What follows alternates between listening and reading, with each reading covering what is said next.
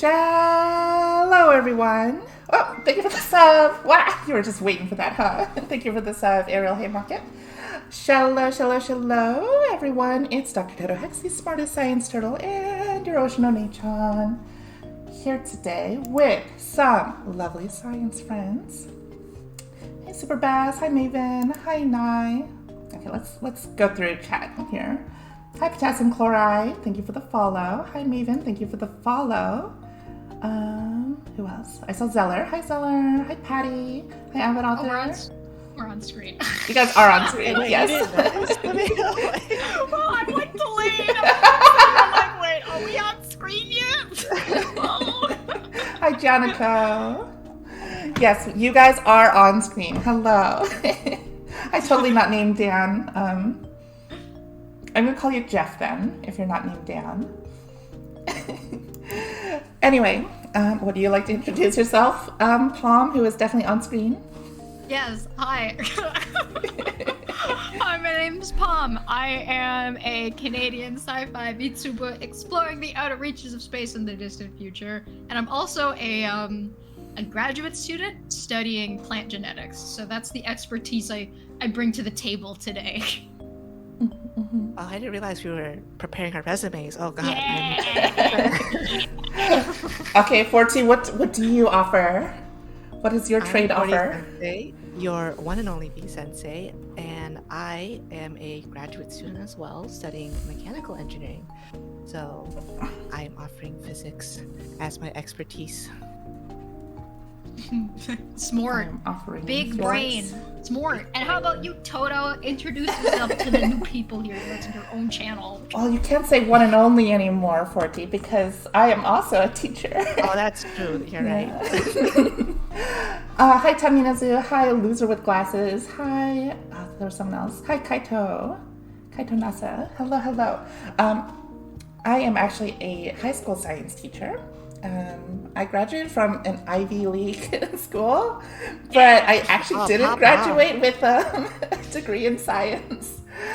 But Fuck that shit. it's okay. It's okay. I did a lot of science stuff. That shit's overrated. No, seriously, Ivy League schools are totally overrated. I did not have a good Listen, time. you know what's the biggest achievement is graduating. If you can Yeah, do that, honestly. No, you've done a miracle and a half. You know what I mean? Now I teach a bunch of little kids how to do the science good. Thank you for the follow, Frozen Elemental 5.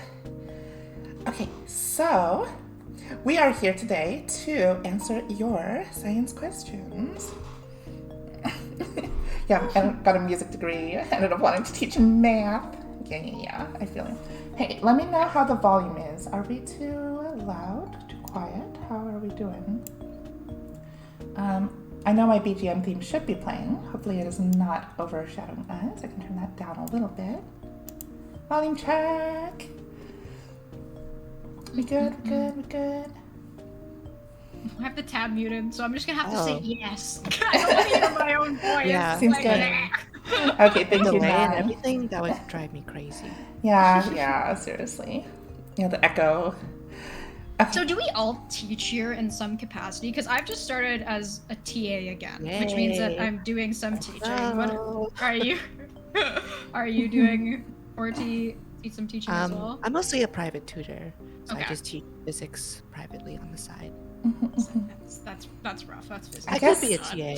Out of us I three, might I do think it. I probably have the most teaching experience. Oh, I mean, absolutely. I would hope so. Not to like Yeah. date Yeah, myself I here, just- but I've been teaching for 5 years. No, I just got kind of thrown into the fire because it was a requirement. So I just make sure that people don't. Hang blow on, up someone or told me laugh. to get naked, so I'm taking off my jacket. Ooh. Oh, There we go. Wait, stop. I just realized something. We all have boob vents. It is scientifically proven that the boob window is necessary. Come on. Necessary. It's so necessary. And we all have like fangs almost over one eye. No, the lab cook say something. Okay, I'm no longer naked. My shell, my turtle shell. Scientifically superior. Hi, Jacob. Also, hi, Remy. Good air ventilation. Oh, wait, So glasses come off, though. I can no longer see. There we go. my glasses can't come off either. They're fused to my nose. I can't. I have no toggles. I don't know about you. Do you have a glasses toggle? I do have a glasses toggle. Oh, you do? Oh, so lucky. Can you not take them off? You just have to keep them on at all times? They don't come off. They don't come off? They're just... extra to take the glasses They're off, taped so to I your just did face? it. They are. They're fused to my nose. I'm sure there's some stuff in VTube Studio you can look at for like turning acids on and off. Not for the. I can't. I literally looked for it, and there's unless I want to try coloring them skin colored and making it look very weird. It's not gonna work. Aww. So, yeah. Also, when your ears go down when you're sad it's the cutest thing. Yeah. Yeah, furries. Yeah.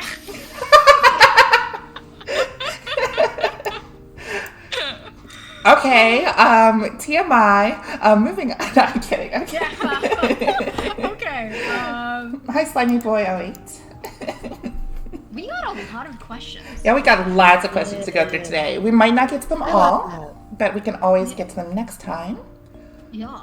And if you want to ask your own questions or check out my lovely collab partners here, there's a collab command and a question command. Oh, that collab command is broken. Give me 1 second to fix that. I don't know why Stream Elements always like... You have to like put like physical spaces in between. Yeah, It instead of just sucks. enter, it's annoying. Yeah, I'll fix I've that. done this like 1,000 times. It's very sad. But if you guys want to get started on drawing up stuff for a question, which question would you guys like to start with? I don't know. Do you have like a preference, Toto? It is your stream. Let's start with that You can start us scientific, scientific process one. Scientific theory? Yeah, scientific theory, yes, experimental I love that design, question. all that good stuff. Yeah. Where is this? Oh, please explain scientific theory. Oh, cool. Okay. Yeah.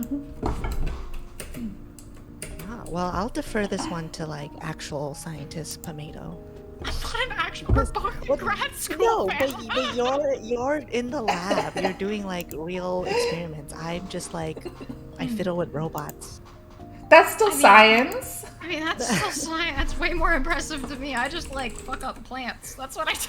But, I don't make like hypotheses. I'm just like, oh, Yeah. go robot, go. Like, look at you go. Yeah, okay. So I actually just got to teach some of this. So basically with scientific theory, it's like you start with seeing something, right? And you're like, that's interesting. And then you form a question. Why is that happening? Wait. Right? Can we use the Yeah. board? So I'll draw as you Oh say my stuff. God. Yeah. Okay, yeah, But, sorry. I'm like, I have 3,000 things going on. in my Yeah, screen. but you guys are gonna have to turn the layer off for the layer with yeah. all of us on it. There we go. The little hearts are still there. But yes. Okay, so you're saying you So, like- see something.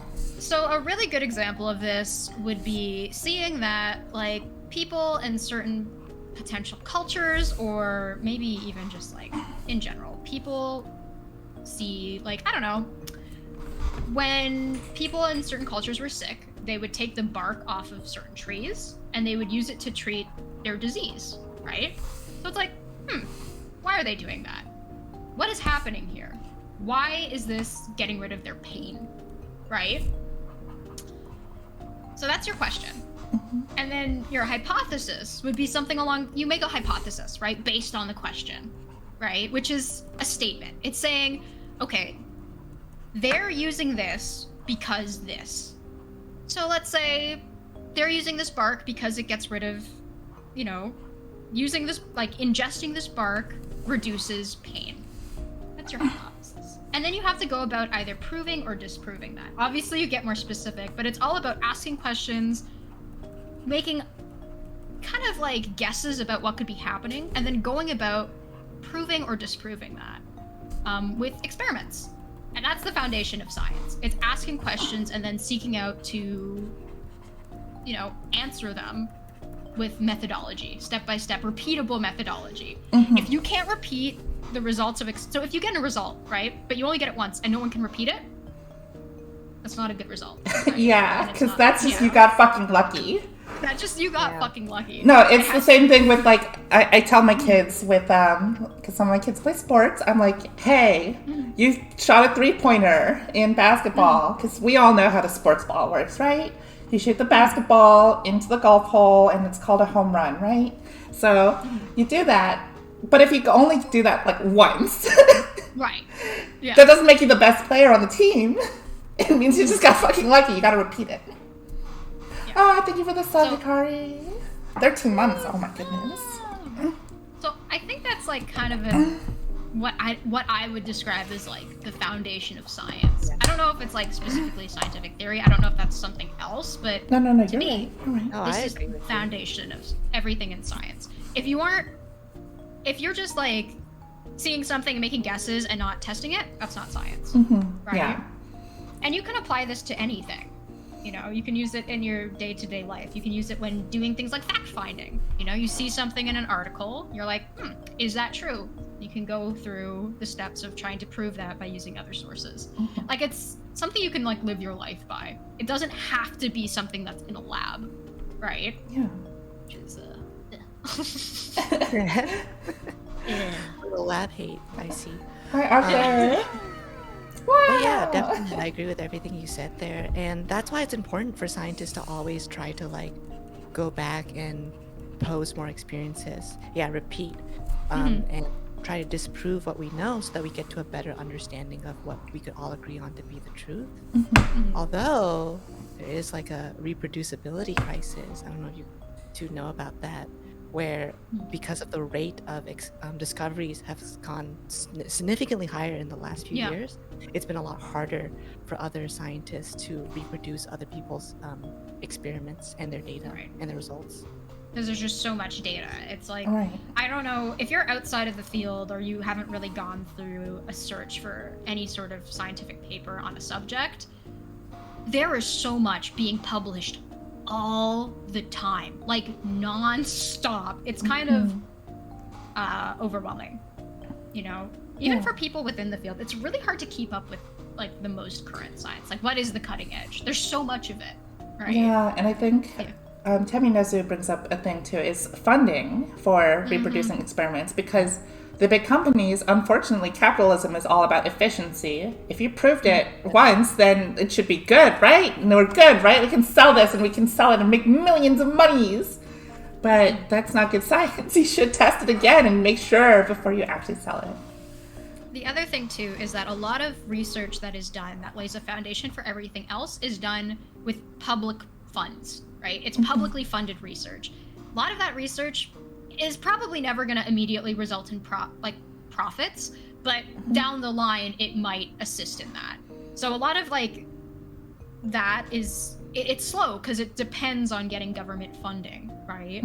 And let's say there has been a discovery that's been made, but it isn't something that would be profitable to industry. Sometimes it just dies, Yeah. right? Just because of that. It's kind of depressing. Yeah. I mean, there's also like a pressure to like put papers out there and like Yeah. make discoveries, which also leads to like poor science, where people are Mhm. like cutting a lot of corners to be like, oh, I need to get this paper out so I can graduate and whatever and whatever. So science, you know, this question, I feel like it touches on a dark Yeah. underbelly. Yeah, and that's not even getting into like privately funded research, where like a company, like the most famous one is how the sugar companies paid scientists to discover that fat makes people fat, so people should have less fat in their foods and have more sugar instead. Yeah, sugar's fine. Yeah, sugar's Like, fine. logically, We'll like, just it's pay you called to say that sugar not is fat. fine. Yeah, exactly. Thank you for the follow. Mind hack? Mini hack? Yeah, but of course the problem is sugar is actually becomes fat in your body. Yeah. Yeah, I mean, there's definitely a lot of bad science, but hopefully, you know, everyone is following these sorts of general Good steps. science practice. I mean, that's Good also science why practice, like it's important to cross check your facts and stuff. Yeah. I don't just like look up one source, like that one article that says vaccines cause autism, and be like, oh well, vaccines must cause autism. And Yeah, gotta- this part is important. Repeat it. vaccinetruth.com. Repeat it, please. Vaccinetruth.org.uk. Okay, I think the issue a lot of people have with scientific theory is it is very much the opposite of like faith-based beliefs. Yep. Because faith-based beliefs are, instead of like you see it, you question it, you hypothesize, and then you experiment.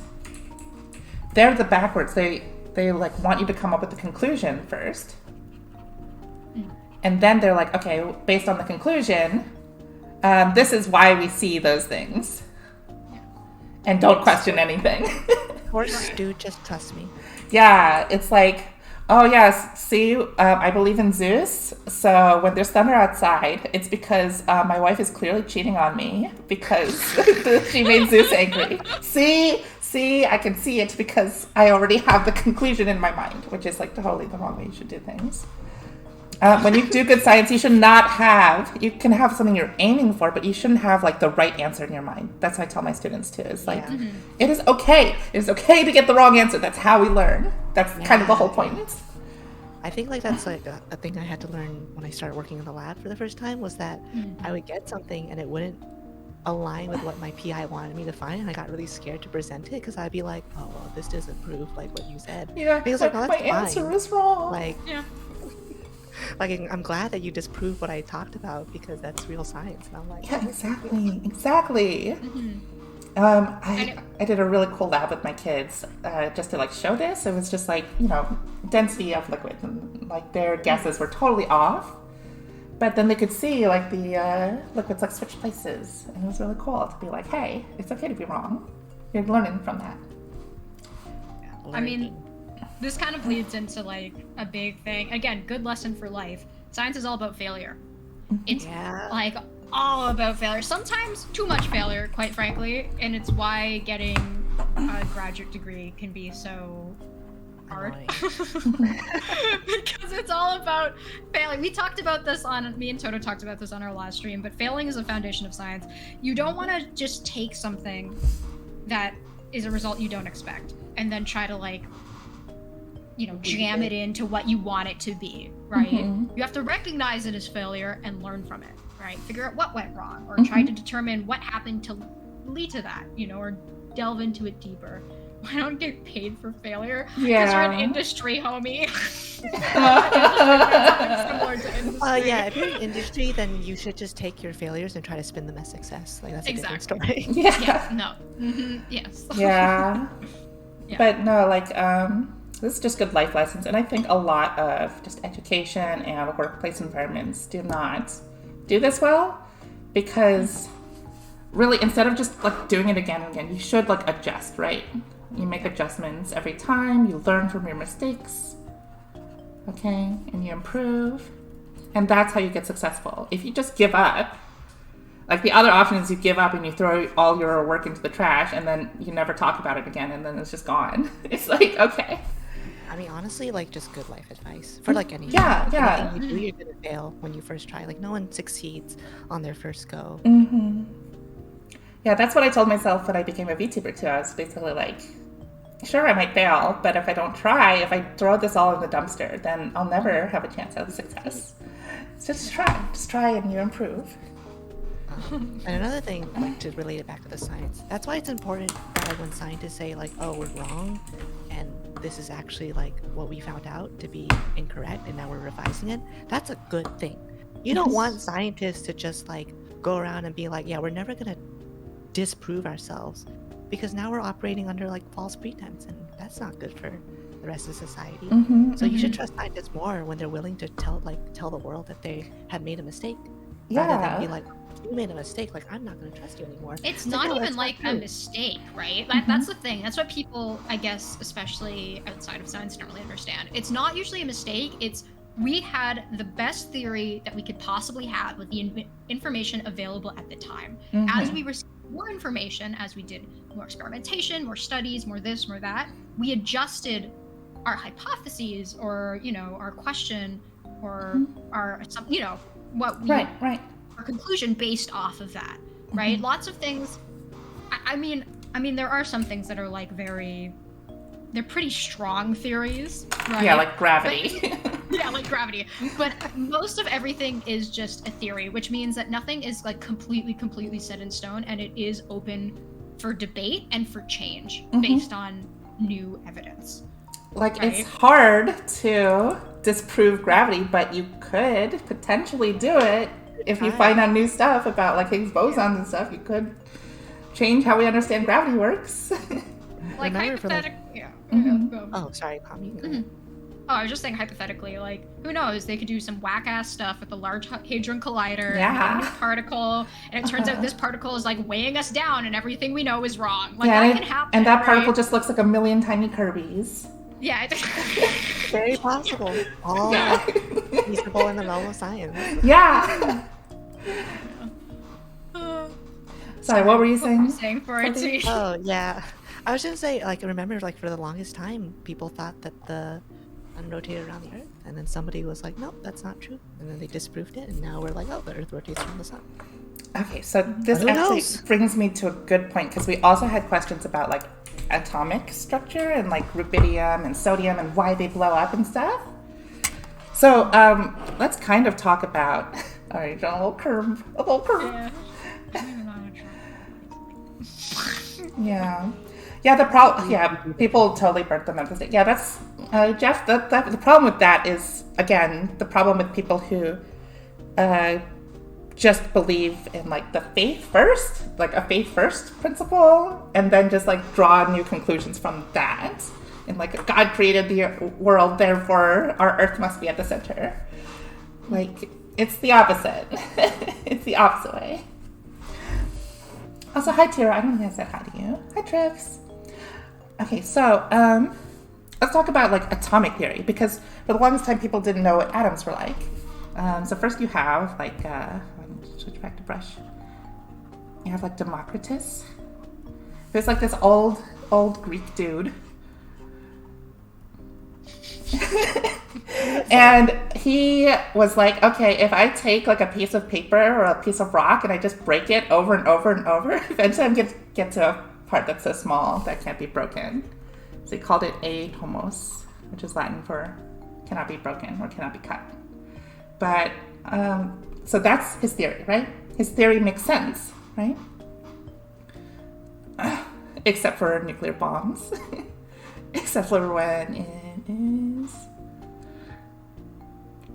Yes, exactly. Because he was totally wrong about that. Do you guys know about like Democritus's like atom ideas? It's like totally silly. No, I have no idea. It's always fun to hear about old theories, though. So his ideas like make sense from like a very like philosophical perspective, I guess. It's like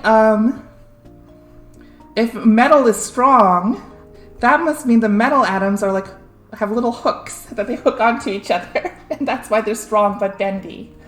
That's pretty good. Yeah. I like that one. And oil is slippery, therefore they must be oval shapes because ovals are slippery. Yo, which one's the triangle particle? Come on.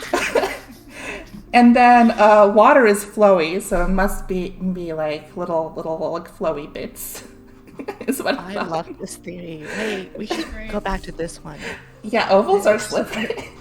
Yes, triangle particle. And gases were not a thing. He was like, air is nothing. The three states of matter are solid, liquid, and oil. Fuck you, air. Yeah. And someone also had a question about plasma. Plasma is the fourth state of matter. The difference between plasma and I love shapes. Wait, let me do my old man voice. Oh yes, I am Democritus, and I love shapes. Oh. Okay, but then like 1,000 years later, they came back to this idea with Dalton.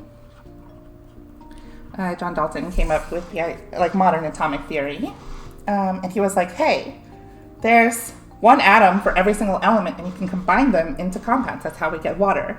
Because people were like, fire, water, earth, air. Long ago, the four nations lived in harmony, but everything changed with the Fire Nation attacked, and there's like 4 elements and all of that. But no, there's a lot more. So like, water is actually hydrogen and oxygen in a little Mickey Mouse shapes. There are like 99 forms of ice.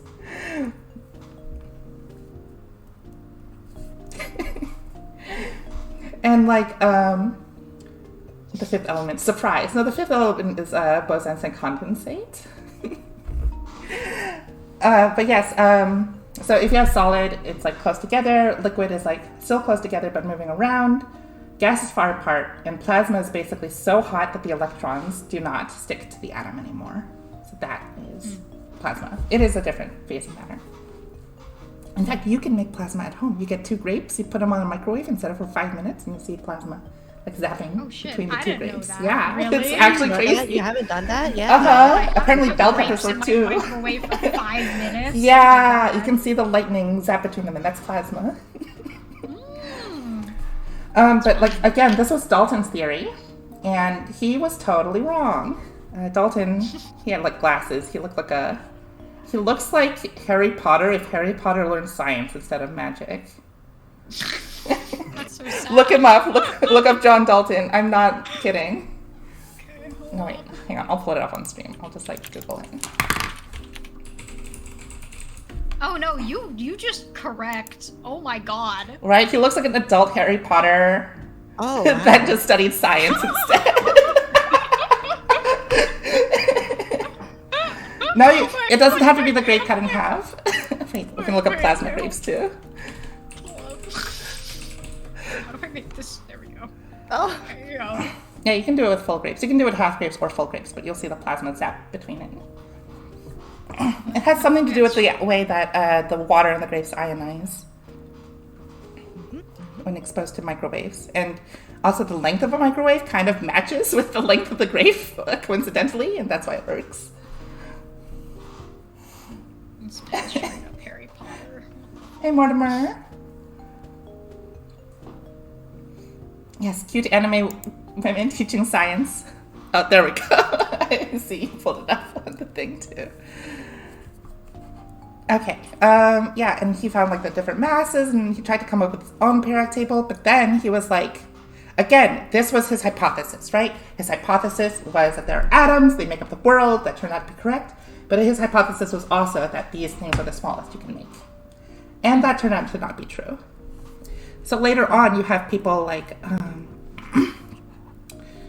you have people like J.J. Thomson, who proves that there are protons and electrons, but he also made up theory that was totally off, called the plum pudding model. He was like, it's basically like a plum pudding, like a British pudding, which is like a big bread thing with little raisins inside that they call plums. I don't know, British food is weird. I remember this. Yes. you're taking me back to 10th grade. Right. Yeah. Oh god, my brain is like. J.J. Thomson looked like a angry man though. Looks like an angry man. Yeah, look at this man. He looks like an angry professor. Right? Kind of. Yeah. That angry. Yeah, he doesn't look that angry. It's the mustache. It's the evil mustache he's got. He looks All the plum pudding stern. he's eating. But he's got big brain. He's got the 5-head big brain. Right. So J.J. Thomson came up with that idea, and then Rutherford, one of his students, Ernest Rutherford, proved him wrong.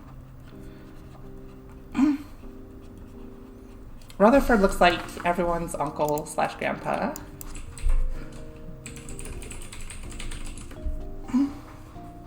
Right? Doesn't he give off like grandpa vibes?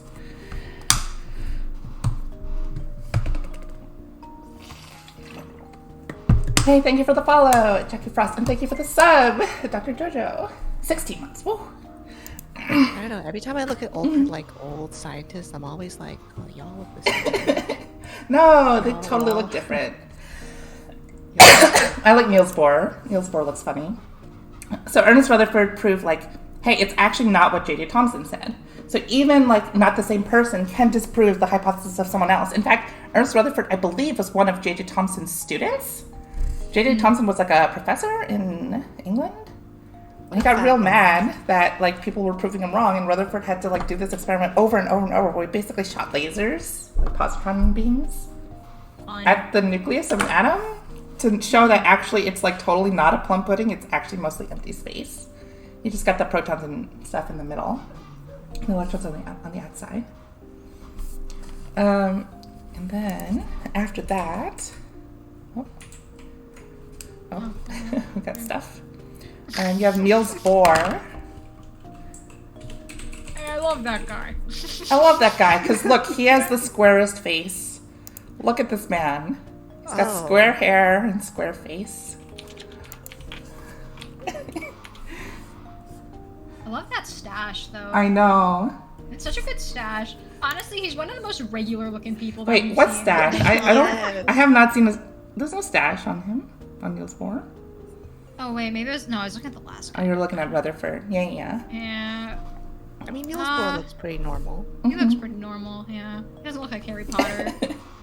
Yeah. I can't believe Village from Minecraft studied atoms. I know, right? And he came up with like the idea that there's different layers, and then you have Chad, the Chad himself, James Chadwick. He came up with neutrons, and he also has a big 5 head. He's got like a triangle face though. It's to fit that brain. Yeah, to fit that big brain. That's a big. That's a big. That's a That's a big big brain. Good Yeah, chin. good chin. That looks like a Dorito chin. Yeah. Yeah. Nice chin, just like Palm, or big brain, just like Palm. So, who is responsible for the model that we know of, like an atom that we So, learned in high school technically versus we- the one that we learn in university, which is different. Oh yeah. Okay, the so we use university Bohr is- model generally to draw it out because it lets us actually count the electrons. Of course, James Chadwick also comes up with like there's neutrons also in the middle. So there's protons and neutrons in the middle, and the electrons show up on the outside, like this. And then what you're drawing are basically suborbitals. So Yeah. what we Yeah, I know hate now that. is that basically Heisenberg, like the scientist Heisenberg, not Breaking Bad, not Breaking Bad. Jesse, we have to cook. Jesse. I am the one who knocks. Jesse. Jesse. Why is he so slanted? Jesse. We have to. he's like peeking out behind 40. Oh, let me move out of his way. Okay, so basically he found out like it's impossible to tell where the electrons are. We don't know where the electrons are. So it's more like we know around where the electrons are. I'm doing a hand signal that you guys can't see because I don't have hand rigging. Yeah. But we know around where they are. So like what you're drawing here are some d suborbitals or sublevels. They're not It's like all about like the statistical Right, yeah, probability that an electron is in a given space. like in right? general, it's something like this shape for a D sublevel, and these are not like these are not just like the path, like a racetrack. Think of it as like more like 4 balloons. It's like a cloud, right? Like a Yeah, it's like a cloud, like 4 3D little bubbles here, and the electrons are somewhere in there. We know how many there are. We don't know exactly where they are, but this is like the best we can do. Because what Heisenberg found is called the uncertainty principle, or the Heisenberg uncertainty principle. So it's basically saying the more you know about where to pinpoint an electron, the less you know about how it's moving. And the more you know about the path it's moving, the less you know about where it is on that path. So it's like basically like impossible for us to see. And they are constantly changing because they're like constantly bonding and like unbonding, doing all this crazy stuff, just like random motions. So instead we basically said, okay, we're gonna like meet in the middle here. This is the area there's probably in. And there's probably like 2 here and like 6 here, all of this. I remember learning this in college, like professors being like, remember that stuff we talked about in high school? Well, we lied to you.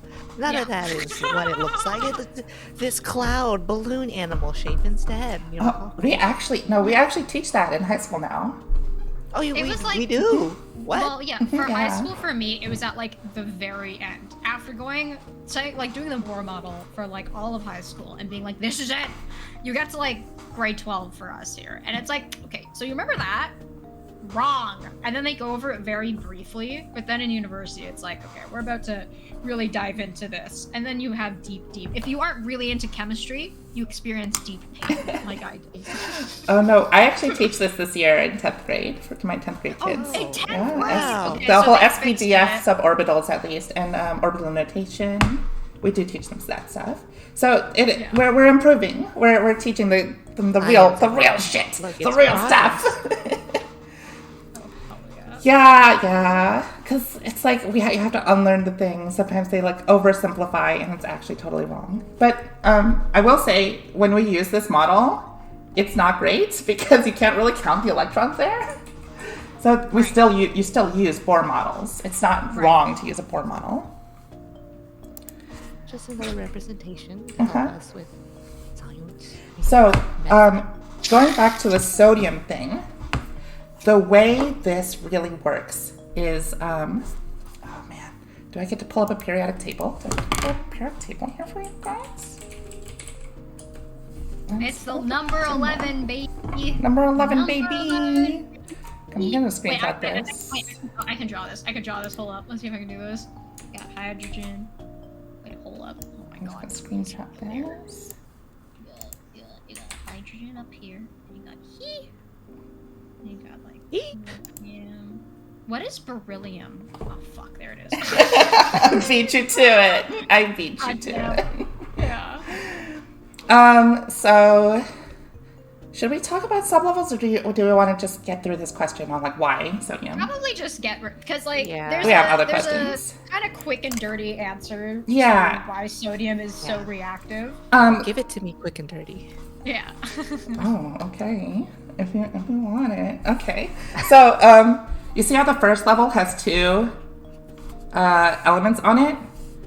Your first level of electrons also has two. Okay. Yeah, just like that.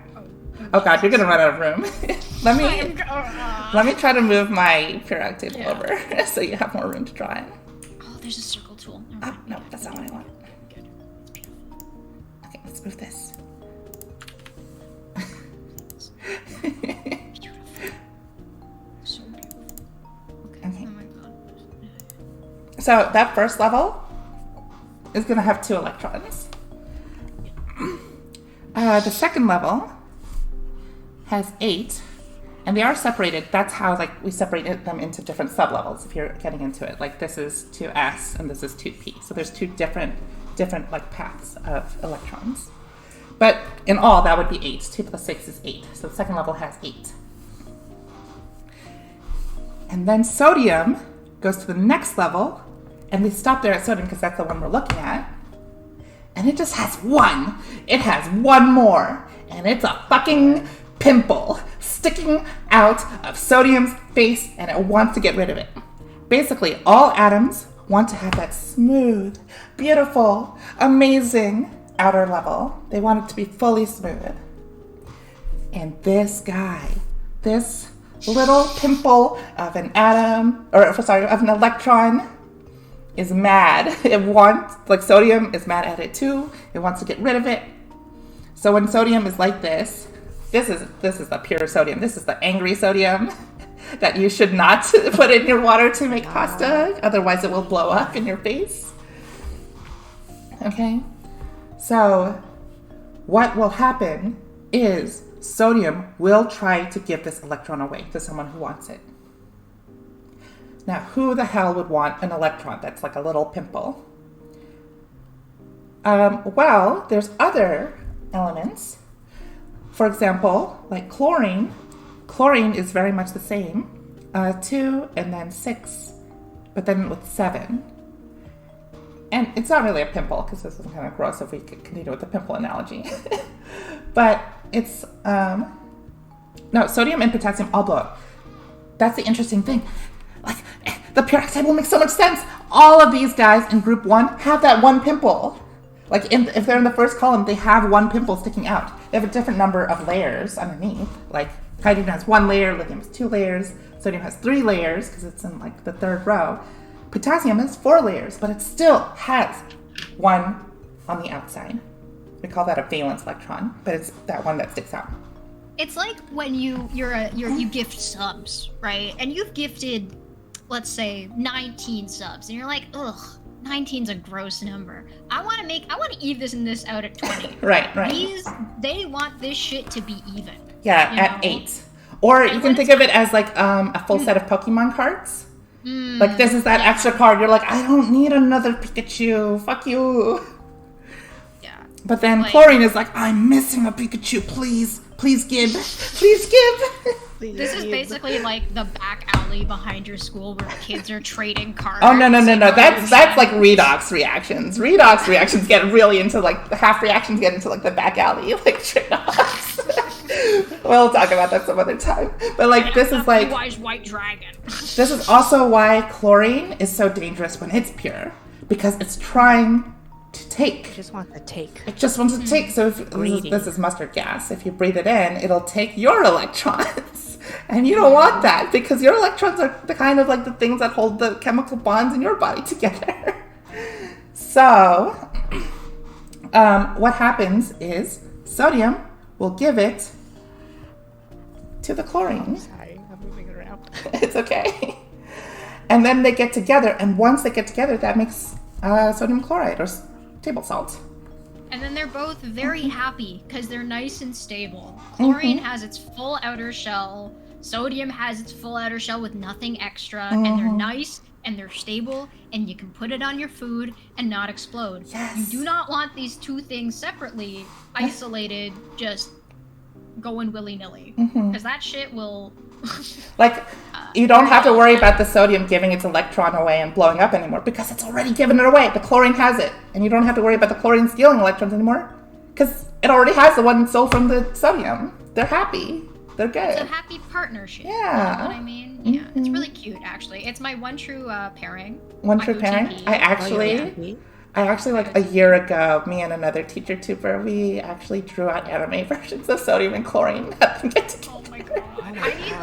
I need like a scab of like sodium chan or no, chlorine chan and sodium kun just kind of like wrapped But- up in each other. I just But can you also add a potassium like homebreaker? Oh, are we talking about single replacement reactions now? Wait, doesn't sodium replace potassium? I forget. Sodium is more. There's also like No, potassium is salt, higher. like potassium chloride. Yeah. I'm gonna have sodium over here. Oh, jeez. He's on one knee, giving the electron. Someone draw a face on the sodium, please. I don't know what Okay, face to hold give him. I can do this. This is my specialty.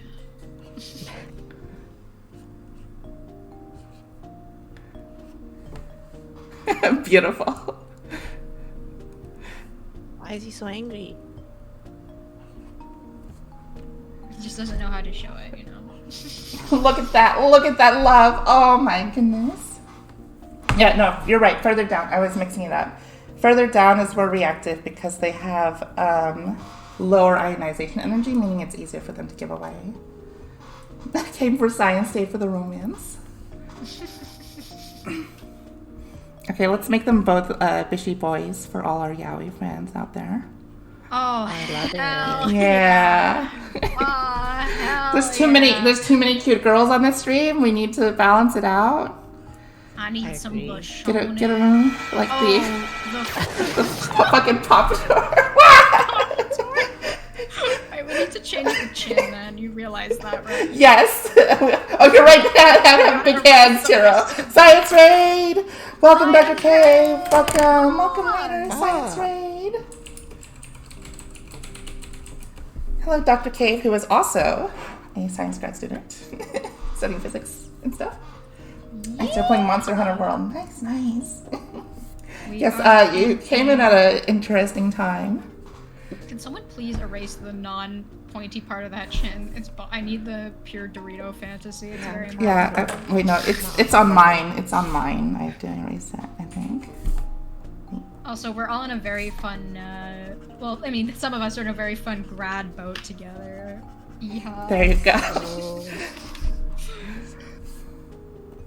And some people here are sending sending the youth off to become the Crab. academics of the future. You know what I mean?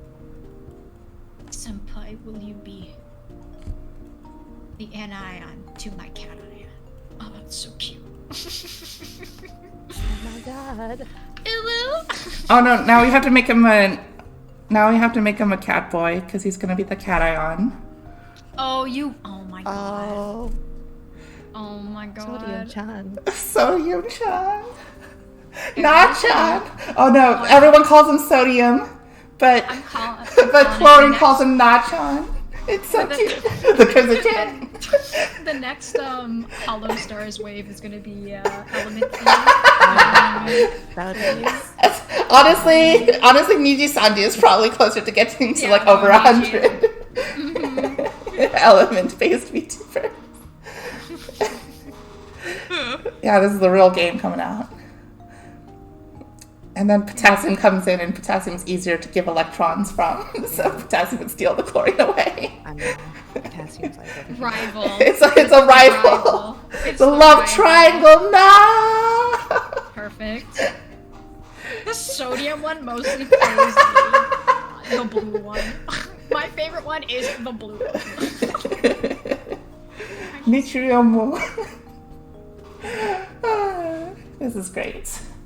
This is what you guys came for, right? Oh, absolutely. Anime girls drawing yaoi elements. It's perfect. Oh all wait, I've ever it's wanted. hidden behind you guys' fence. It says, Oh no. Cool-chan is mine. Chlorine-chan is mine.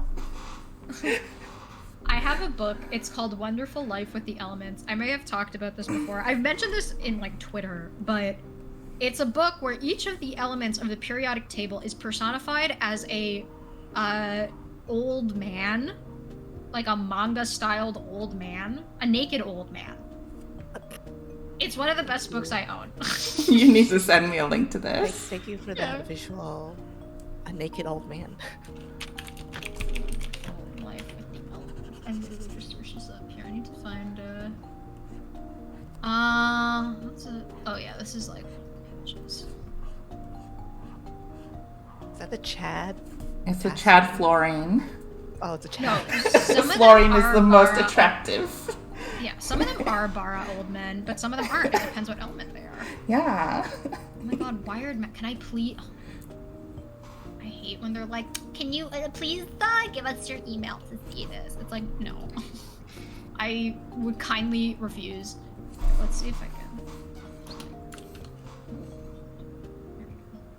Whoa.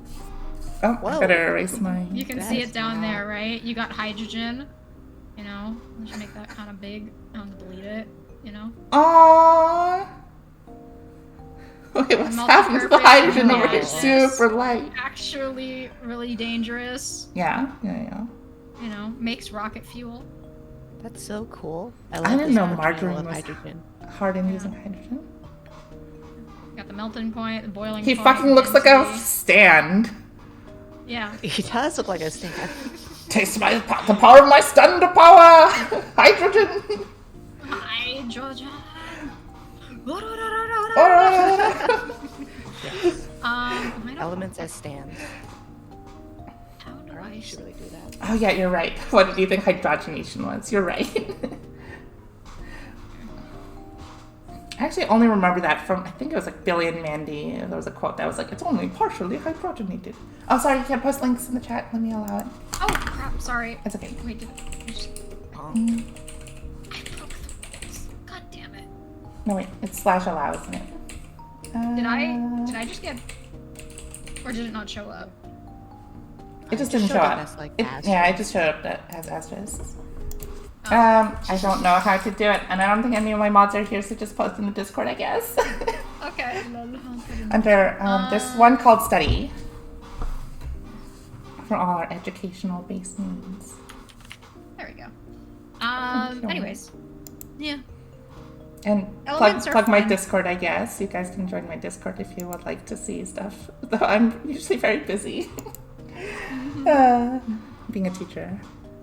6 days out of 7 is pretty busy. Educator. Yeah. Getting all these other Oh. potential smart anime girls on Whoa! this platform. Wow. Wow! Okay. Okay.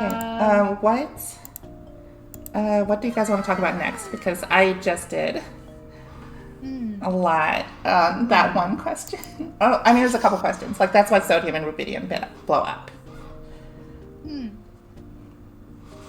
That's a good one. Oh, can I show a video? Let me show a video of the sodium blowing up. There's one that you should definitely not try at Yeah, home. that sounds like fun. But this one's quite fun because the kids in this video like just yell.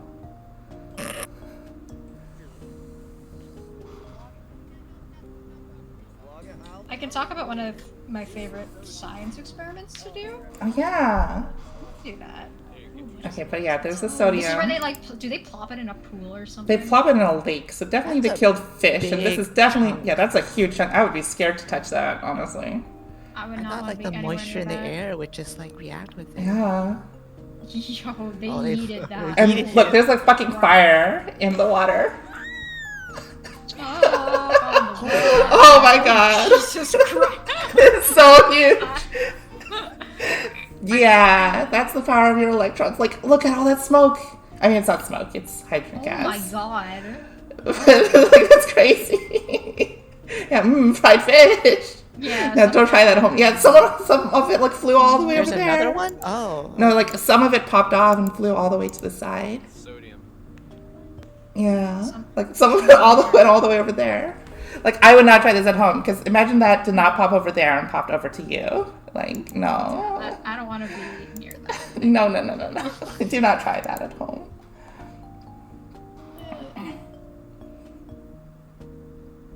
Shall we talk about favorite And experience? yes, there are and also useless things science that we've guys learned? too. You're right.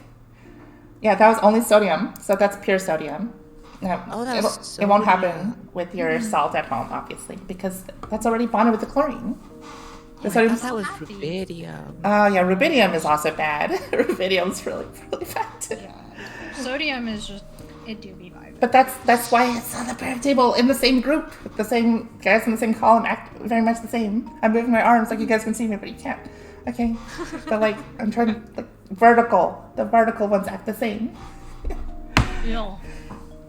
It will F everything up. Yeah, I don't doubt it. Yeah, but ironically, not when it's attached to F. When it's attached to fluorine. Okay, what's your favorite science experiment that you guys do? Okay, I've got to do this a bunch of times. It's a pretty simple biology experiment, and it involves glowing in the dark. So, I don't know if you do this in high schools, but sometimes when you have access to certain equipment, you can do this in high school. It's not a very difficult experiment to do. But basically, you got... Oh my god, can I please draw on a layer? Thank you. Yeah, I'm drawing the Just dark. Molding. I'm drawing the dark area for you. Okay, so sometimes you got this little boy here. Like, no, that's a bacteria. It's got DNA. It's got some fun DNA. But sometimes bacteria, this is like the main, like, it's not called a chromosome, or maybe it is. I don't know. It's like the main, like, central chunk of DNA. I've like, forgotten the Scientist. basics. Yeah, I've, like, forgotten the basics. But it has, like, one really long, like, almost like chromosome that's, like, hypercoiled. It's not like the chromosomes that we have, which kind of, like, look like that, stuff like that. It's just, like, one long one that's been all coiled up, right? But bacteria can also have DNA that's outside of that, and it's circular, and it's called a plasmid. And the reason that bacteria have stuff like this, it's so it can kind of spread genes among bacteria, right? So, like, let's say that, you know, the bacteria are growing in a place where there are antibiotics, right? So things that are supposed to kill the bacteria.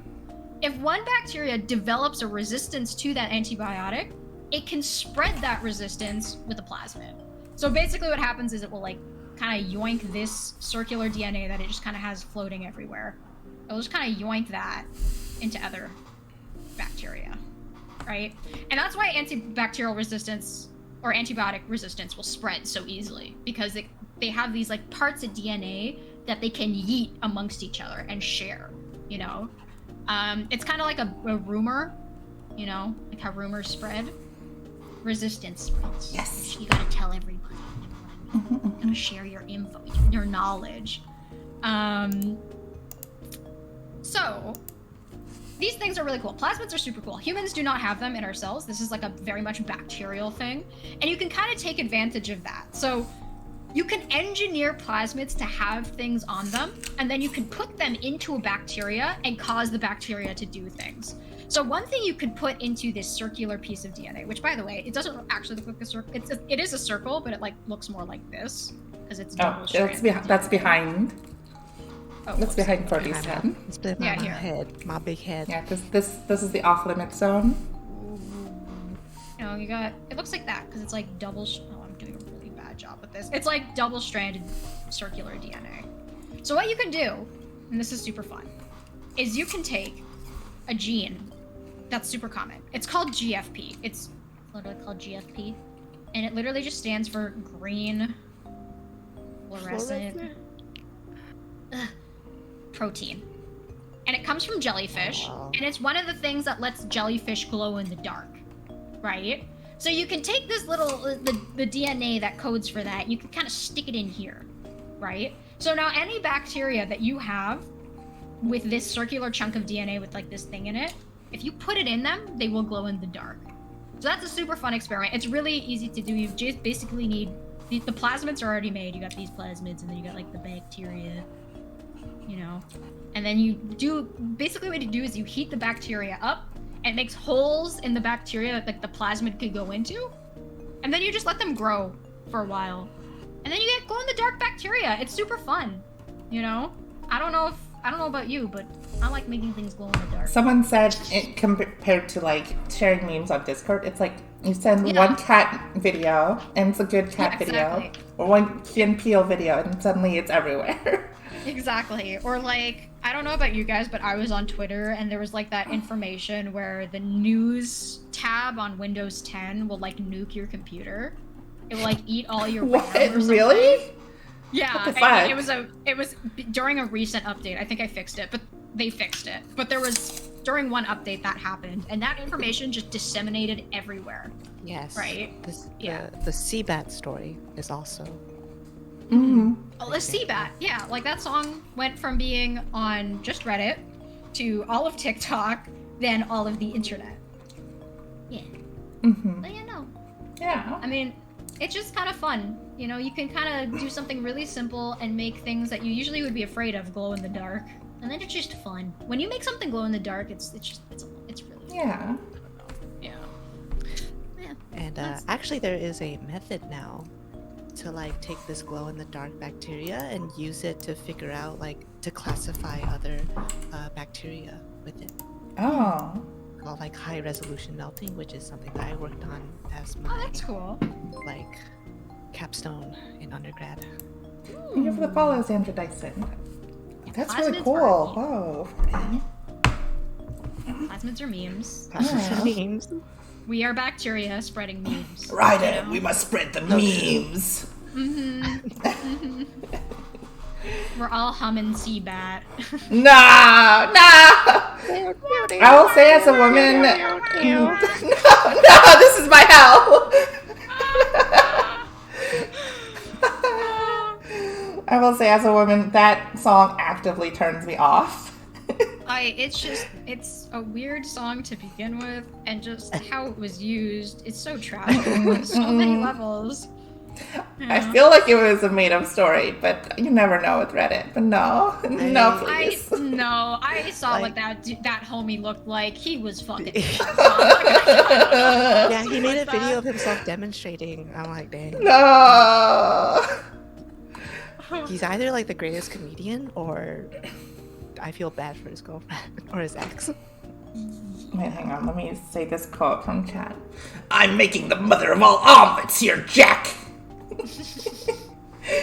Yeah, you can see what that felt One of my like. friends told me that they unironically liked the song, and I was like, no. I mean, it's kind of like a weird, like bad. experimental thing. It's not Yeah. awful, but it's just It's in not the sexy, context though. in which it Yeah. was used. It's not a it sexy is song. dreadful. Right, yeah. But like totally like he was sitting there, he listened to it, he was like and he was like, oh shit. I could group to this. My favorite part is his girlfriend asked him to stop using it, but he was still thrusting to the beat. And she could tell. And she could tell. Okay, wait. That actually brings us to a different question. Someone asked, like, why waxy cuticle sounds sexy. So, I showed Forty Sensei this, like, waxy cuticle. Oh, I need to be on a layer I can draw on. It just covers plants, doesn't it? Yeah, but, like, why does it sound sexy? So, like, I showed Forty this. Why am I not able to draw? Hello? Hello? Which layer am I on? I am on a layer. Is it because I have like one tiny section of the canvas selected and now I cannot draw? I just don't find this as a sexy word. Hello? Yeah. Oh, really? You guys find this hot? I think. Wait, you should say it. It like rolls off the tongue. Waxy Waxy cuticle. cuticle.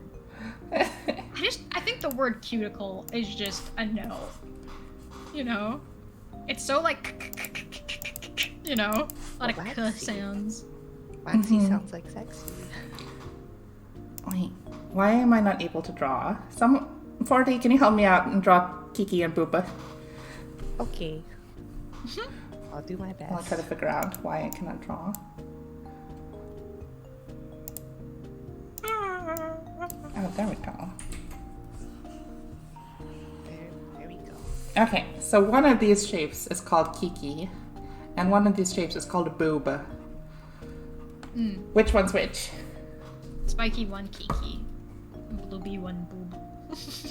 Yeah. So, Yeah. like, most people in chat would probably agree with you, too, that the spiky one is Yeah. Kiki, and the other one is Booba. But, why? Why is that one Kiki? Why does it seem wrong to us if we called this one Boba and this one Kiki? Does it have to do with the shapes of the letters? Maybe. Kiki But uses, they've like, tried this sharp in letters. other languages too that don't use the same like English spellings. And they still called it Kiki. Yeah, they'll still call that one Kiki, and they'll still call this one Baoba. I feel like it's the way it sounds. Like key. It's like Yeah, it's like Sharp, key, yeah. key, and then the other one is like Boba.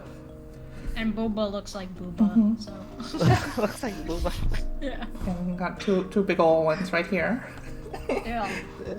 But no, like this probably has something to do with why you find certain songs or certain words sexy, like see that or waxy cuticle, is because of the way it sounds, the way it connects to ideas in our head.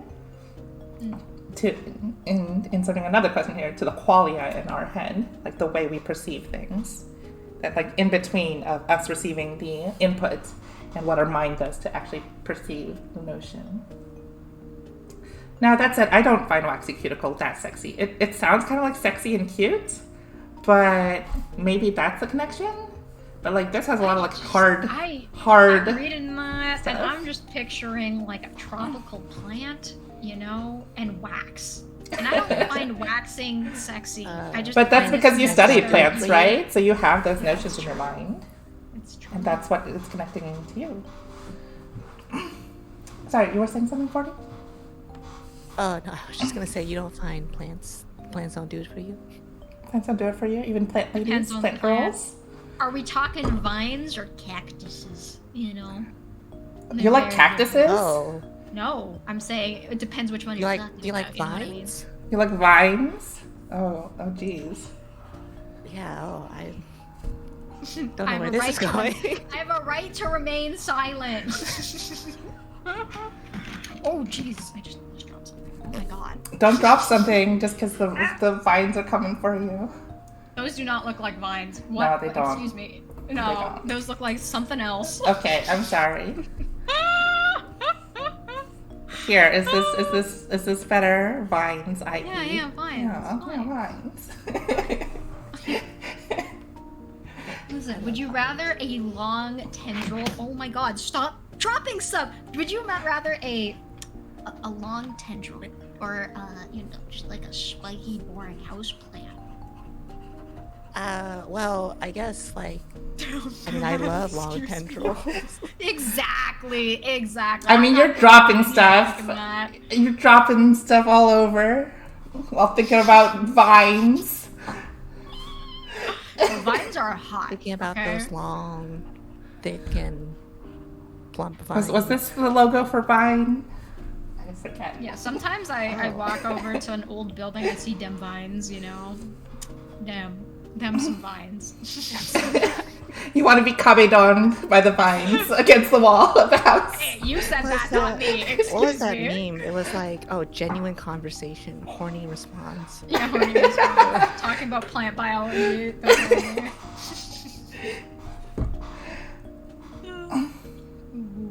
I'm more a fan of bamboo myself. Oh. I don't know. It was a joke. I don't know where this is supposed to be going. Don't read into that. Don't read into that. Moving on. 40, choose a question. Okay. I'm gonna go grab water, by the way. I can still hear though. Okay. Let's do a fun one. Let's talk about why planes fly. Oh yeah. Why do planes fly? This is a good Why physics do question. planes fly? Ah, damn it. Gotta delete. Almost have. Oh no, the safe space, the safe box. The safe space, the safe box. Go back, safe box. Okay. Go ahead. I'll keep the safe box there. So I didn't realize this until I researched it, but the why planes fly is actually kind of controversial. And the way that I learned about why planes fly is actually incorrect. But incorrect for it gets to the right reason, but it gives the wrong explanation. So the way that I and the way that apparently is taught in a lot of schools on why planes fly is something to do with what people call, if you study fluids, you will know this law called Bernoulli's law. And Bernoulli's law states that, well, if something is moving faster, like if a fluid, let's draw like a fluid like some water, we have the fluid and it's moving really fast, then it can't exert a lot of pressure. Whereas if you have a fluid that is moving slowly, then it can exert a lot of pressure. And that's what Bernoulli's law tells us. So it has to do with how fast the plane is going? Yeah, so, but remember, what I'm saying right now is incorrect. Oh. But it Oh. sounds very convincing, right? Yeah. So what people attribute incorrectly is that when a plane moves through the air, you can imagine the air is like a fluid. And so when air splits up at the wing of a plane, because of the wing's like curved shape, people said that the air on top has to move faster in order to meet the air at the bottom Oh, I at the think I've same heard time. this before. But you're saying this And is so wrong. this is wrong. And so they say, oh, because of this effect, Bernoulli's law, the air on top is moving very fast, so there's less pressure up here. Less pressure. I'm just gonna less P. And there's more pressure down here. And then people are like, oh, well, that makes sense. That creates lift. And that's why people said that planes can fly. But actually, This that's is just not- total BS.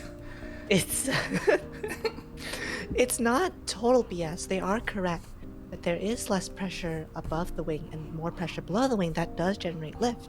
But they get to the wrong conclusion and they attribute Bernoulli's law for a false reason. Because this doesn't explain why, well, what about planes that fly upside down? Yeah. If this was true, wouldn't planes that fly upside down Like just crash push to the down, ground? yeah, into the ground. Yeah.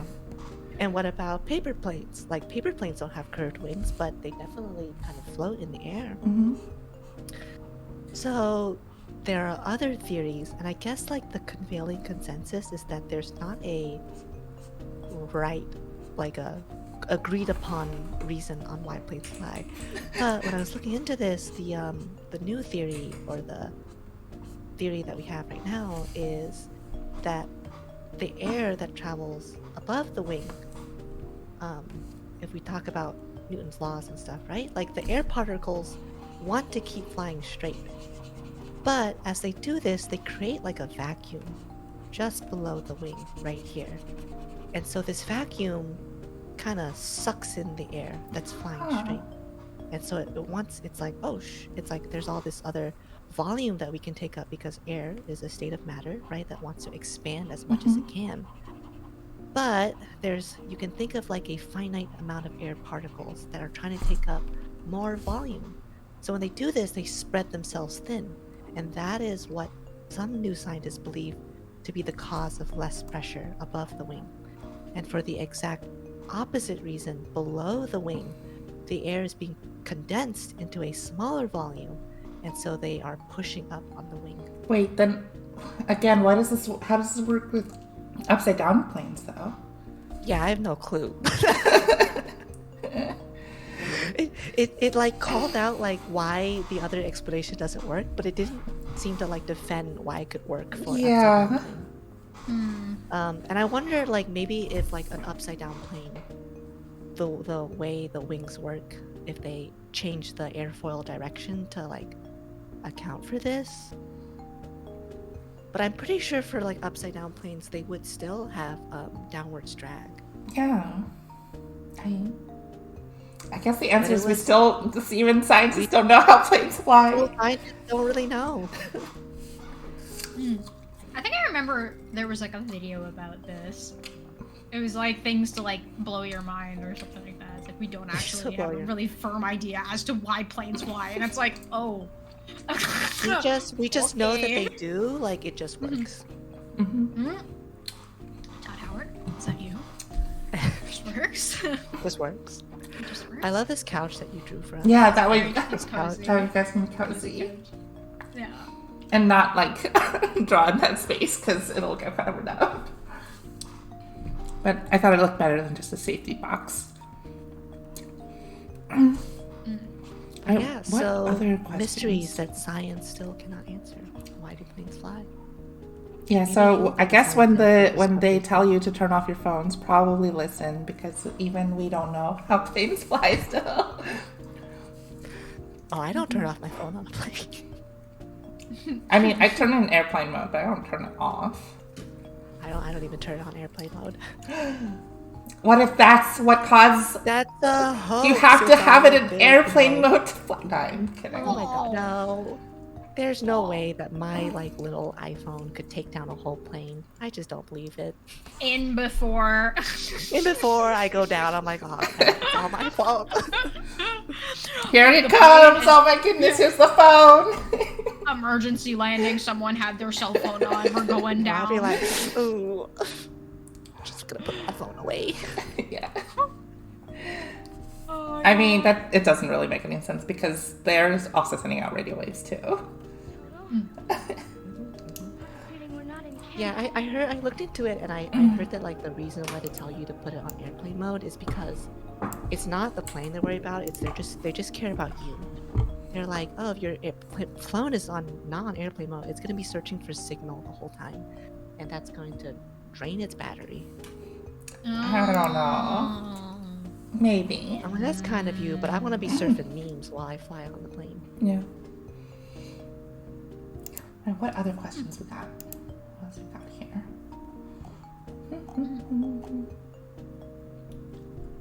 Oh, do you want to answer that p-value one? I am No. afraid of that p-value. Yeah, question. I'm afraid I'll of that be real question. honest with you. Remy, is Remy still in chat? You were the one who asked that question. I know. Can you explain it to Well- us? Well, like I can kind of just. I'm gonna draw the graph. Okay. I'm gonna draw. Give us your best bell curve. Oh yeah, let's do it though. Oh god. Okay. Wait. Beautiful. Oh Jesus. That's there. Look at that. Wow. We got like. There we go. I guess it doesn't really matter where the axis is. We're just gonna put that homie right there. And we got like. Whoosh, whoosh. I don't know why So trying to be I'm gonna qualified. try to explain this because I should know this as a graduate student, but I suck at stats. I'm abysmal at stats. Oh, stats is hard. Like straight But up. like, as far as I understand, it's like if you got like this is a normal distribution, right? Right? Can someone please? It's a validate bell curve, this? yeah. No, Yes. Yeah, it's a Yes, normal. normal Okay. distribution. Yeah. Tom tries to do stats. Okay, and like if you just like do a bunch of things, it's like if you roll a dice a bunch of times, right? Mhm. There are some things that are more likely to happen than other things.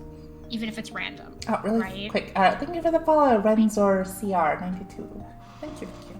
I'm sorry. Keep going. Yeah, no. Okay, please tell me if I'm wrong, by the way. So like, I don't know. I'm trying to remember a really good example of this, because there are times where it's like it's a perfect bell curve. But if you do a bunch of things over and over again, like rolling a dice, right, you're gonna get something like a normal distribution, where some things are more likely to happen than others. Like, if you have 2 sets of dice, I think the numbers in the middle are the most likely, and the ones where it's like you need 2 of the same, like snake eyes or 2 6s, right? What is it, like, what are the 2 numbers? Like 7s are really common. Yeah, because there's more than one way to make them, but 12 and 2 are the least likely. Right. So there are chances that there's like statistical probability that everything will happen just because it's random, right? It's a chance of something randomly happening, right? Without any outside influence. So if you roll the dice X amount of times, you expect that you'll get more, like if you have like 2, 3, or like, 4, also like the like, pachinko machines also make this similar curve. Pachinko machine, Yeah, that's a good one. Yeah. So like, there are, just by random chance, you will get certain results, right? So kind of how this, I'm really struggling. The way this works in science is like, if you're doing an experiment, you want to make sure that the results you have are not because of random chance. Yes. Right? So if you do something like infinite amount of times, you're going to get like every result, right? And you want to make sure that the reason you got the results that you got weren't just because you did it 1,000 times or you got lucky, right? That, let's say you do an experiment 3 times and you get a certain result every single one of those times. The chance that was due to just random chance, you want to make sure that that's as low as possible. Yeah, same. Right? Same with our like basketball example from earlier. Like maybe you shoot 3 3-pointers in a row. Yeah, but you shoot it could just be 3-pointers. randomly got lucky still. Like keep shooting until we can tell. Right. So like, if you do something 1 time, it's really hard to tell if it's because of random chance or not. But if you do it enough times, you can kind of calculate a value called a p-value. And the p-value pretty much tells you, here, you want it to be below 0.05. Because I think this is just the standard. Like the alpha value or something. The alpha value. We want it to be below 0.05. I'm making a lot of stats people very unhappy in chat right now. I can feel this in my brain, but you want it to be below 0.05 because if the p-value is below 0.05, it is a very low likelihood that the results you see are because of chance. And it's more likely that whatever variables you added, whatever experimental conditions have caused this to happen, right? Or they're, they correlate. Right. They have to do with each other. Like one thing is influencing the other thing. So that's technically what a p-value is. It's kind of, if anyone has a better way of describing it, please let me know. Okay, my question is then, what is an effect value? Effect size, and it's... Yeah, effect size. Thank you. Thank you for the loud noises, potassium chloride. Yeah, I think effect size, I think that has to do with like the amount of your sample, or like the amount of like things that you do, like tests that you do, or the amount of people or things in your population that you test on to make sure that it is significant or something like that. I think that's what effect size is. I literally have a stats book that has been staring at me. I think when I talked to this, I talked about this with 40 off stream. 40 said something about how practical it is. Do you want to say that, 40? I forget exactly. Yeah, I just want to make sure that I understand effect size like well enough before I make myself look like a fool. Emphasizes the size of the difference or relationship. Oh, it's r squared. Oh no, correlation between 2 variables, specifically r squared. There's a whole article that comes up about this. Why is the p-value not enough? Yeah, I saw that one too when I was researching. Oh. Okay, well then I'm not really sure then. Yeah, I Remy, where are you? You asked this question. I feel like you know. The paper was jamming. That's the best music though. Have you guys seen like the people who play music on like 3D printers and stuff like that? Mhm. It's great. Oh, what? I don't know how they do Yeah. that. You play music It's like with they like know the that- laser cutter or the 3D printer. It makes like a certain frequency. Yeah. That's so cool. Heckin' cool. Floppy. Oh, have you ever seen Tesla coil music though? I haven't seen I that have seen Tesla coil music. one. Ooh, that sounds cool. Until we have someone come explain this, Yeah, I don't want to basically- touch this and Yeah. look like an idiot because I Yeah. like Palm's explanation. It's a very like working explanation of stats. Mhm. But I cannot tell you why we should use effect size and not just Mhm. p-values. Yeah. TLDR, there's a lot of stats involved in validating your results in science, Yeah. and there's always going to be competing ideas as to why each one should be used. I feel like stats people are constantly at war with each other. And bio people and like everyone who isn't a stats person or a math person is just sitting there like, We I did use the easy here- ones that we've used forever, right? Here are my results. Please put it into your smart equation, please. Yeah. And like, tell me if I got the thing. Yeah. Yeah. Someone else in chat makes a good point. The cutoffs are arbitrary Yes, too. yes. Like we just Mhm. picked the alpha being 0.05 because we were like, that's a good Right. number. That's like Yeah. statistically unlikely. It's to a be very not low significant. chance. Yeah. Right, Like, will 0.06 really be that much worse? Probably But, not. But like, I think if who it's knows? talking about like sample sizes, I don't know if this is what effect size mean, but like sample sizes are important because a lot of scientists just like cheap out on the sample size. Or like especially a lot of college experiments, they take the samples from only people at their college, which is like again very biased because it's people from a college town. So effect size that is different kind of from an issue. it's different from sample size. Right. I'm sorry to be like no, but it's No. I'm just saying also like Yeah. sample size is also really important. And it ends up Yeah. fucking with a lot of stuff because people just take really bad sample sizes.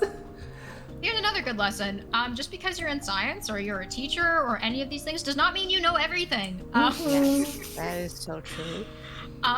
Especially nowadays, people in science or teachers or professors or TAs, like anyone who's like in this, there's so much information out there.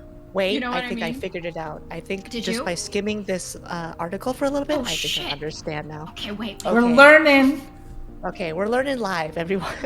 We're doing this. Okay, so what Palm said about p-values is definitely correct. Like, if you want to understand if something's significant, you need to use a p-value. But for a lot of other experiments that you might want to do, you might want to say, well, how are these two means the same? Like, if I test these two things on one population on another population, are they going to give me a number that is the same or a number that's different? And what I'm trying to get at is that, like, if I don't know, can someone give me an example? Like you test let's like just say- who likes to wear Crocs, and you ask qualitative. people in the north versus people in the south. I guess. Does that work? Yeah. I think like it works more if it's a qualitative difference. Like, like people who drink water are 6 feet tall, and people who drink soda Right. are Height like is a 3 really feet good tall. one. Yeah. Right. So Yeah. let's take a look at that. So let's say like we run a study where we take a look at people's lives over the last 10 years and they only drink water and they grow to be 6 feet tall. And then we take a look at people who only drink soda and they grow to be 3 feet tall. And then we run an experiment and say, well, are these two distinct numbers or did we get lucky? Because if I look at this, I can say like, yeah, these look like there was an effect here between the water and the soda, but how do we know? So then we run a test, and then if the difference between our two distributions are good enough, which means they fall in the p-value or like fall above or below the 0.05, then we say yes, it is good enough. But effect size asks the question, well, what was the difference in let me take a look at this again. You got Wait. this. I believe in you. What is the difference in the two means, basically? So, Right? like, oh, if I we think have it's like a another graph practical here, difference. it's like kind of like the difference between where your yeah, results yeah. lie. Yeah. Yeah. Oh, I remember. Yeah. At work, this like came up. Basically, like, okay, I hope my former employer is not listening to me because I signed an NDA, but I'm not going to disclose anything that would get me into trouble. But basically, at my work, we are filling like vials at very like precise increments. And what I had discovered was that the different filling techniques actually fill the vials at a different level, and it was statistically significant that like if I run this test, what the test was saying that if you fill with I can't draw. Oh, there we go. If you fill with A is going to be different than filling with method B. But when you looked at the effect size, which is the difference between the two, the difference was only like 0.1 milliliters. That doesn't matter. Nobody cares about a 0.1 milliliter difference between the two, even though they were well, it depends on the scenario, yeah. But like, for what we were doing, we didn't really care that that difference existed. But statistically, there was a significance in the difference. It's because the distributions were just so tight. Like, you were dealing with two bell curves that Or basically on top of each other. yeah. Or just they're like the standard deviation was so small that there was no overlap between the two, and so there was a statistical difference. But when you look at the effect size or the absolute difference between the means, you would have seen that they're not that far away. And so for all purposes, at least for the work that we were doing, they were basically the same method. Wait, so help me understand this. It's like the graphs are in different locations with different mean areas, but Yes. they're like effect size, or like they're basically, it's like you transposed it along the x-axis? Almost? I mean, it's not an not exact transposition. quite. Is it I like think how effect much of size- them overlap with each other? Like the Yeah, amount. like if you were to move one over to the other, they still like overlap? No. Is it So the effect area size, of overlap, or Wait. it has something to do with the kind of. It's more like how like far apart are they really?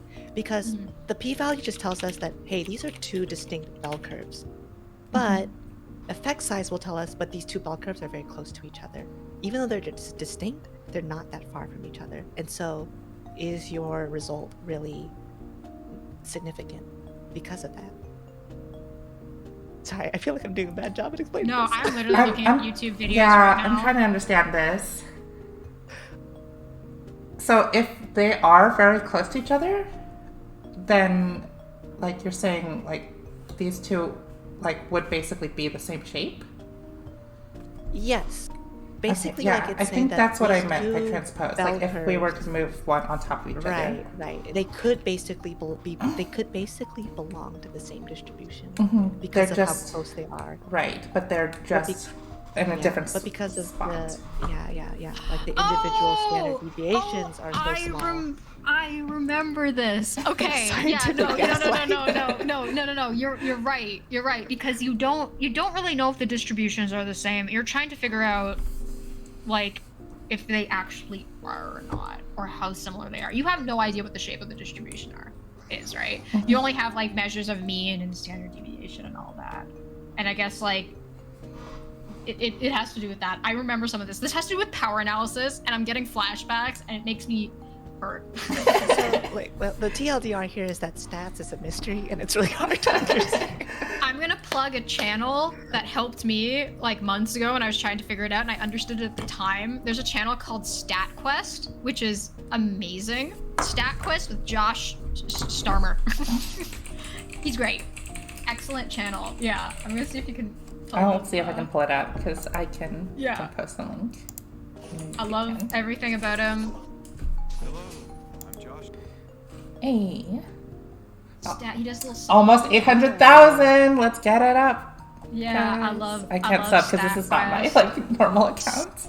I just need to start going through all of his videos. This will get me through grad school, I swear to God. Yeah.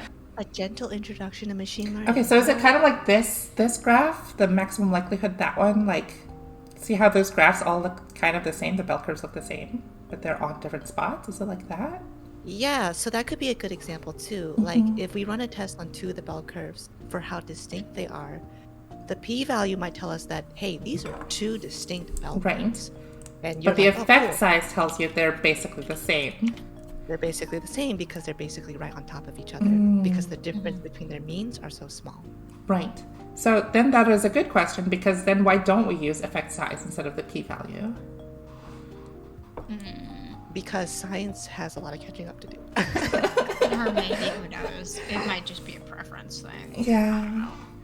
Speaking of I preferences, think, it's the like- same with like significant figures. Yeah. Oh, I hate sig figs. Yeah, Sig we got a figs question are about like that. every prof is like different. Every environment you're in is different. There's no like standard for significant Oh my figures gosh. like Wait, ever.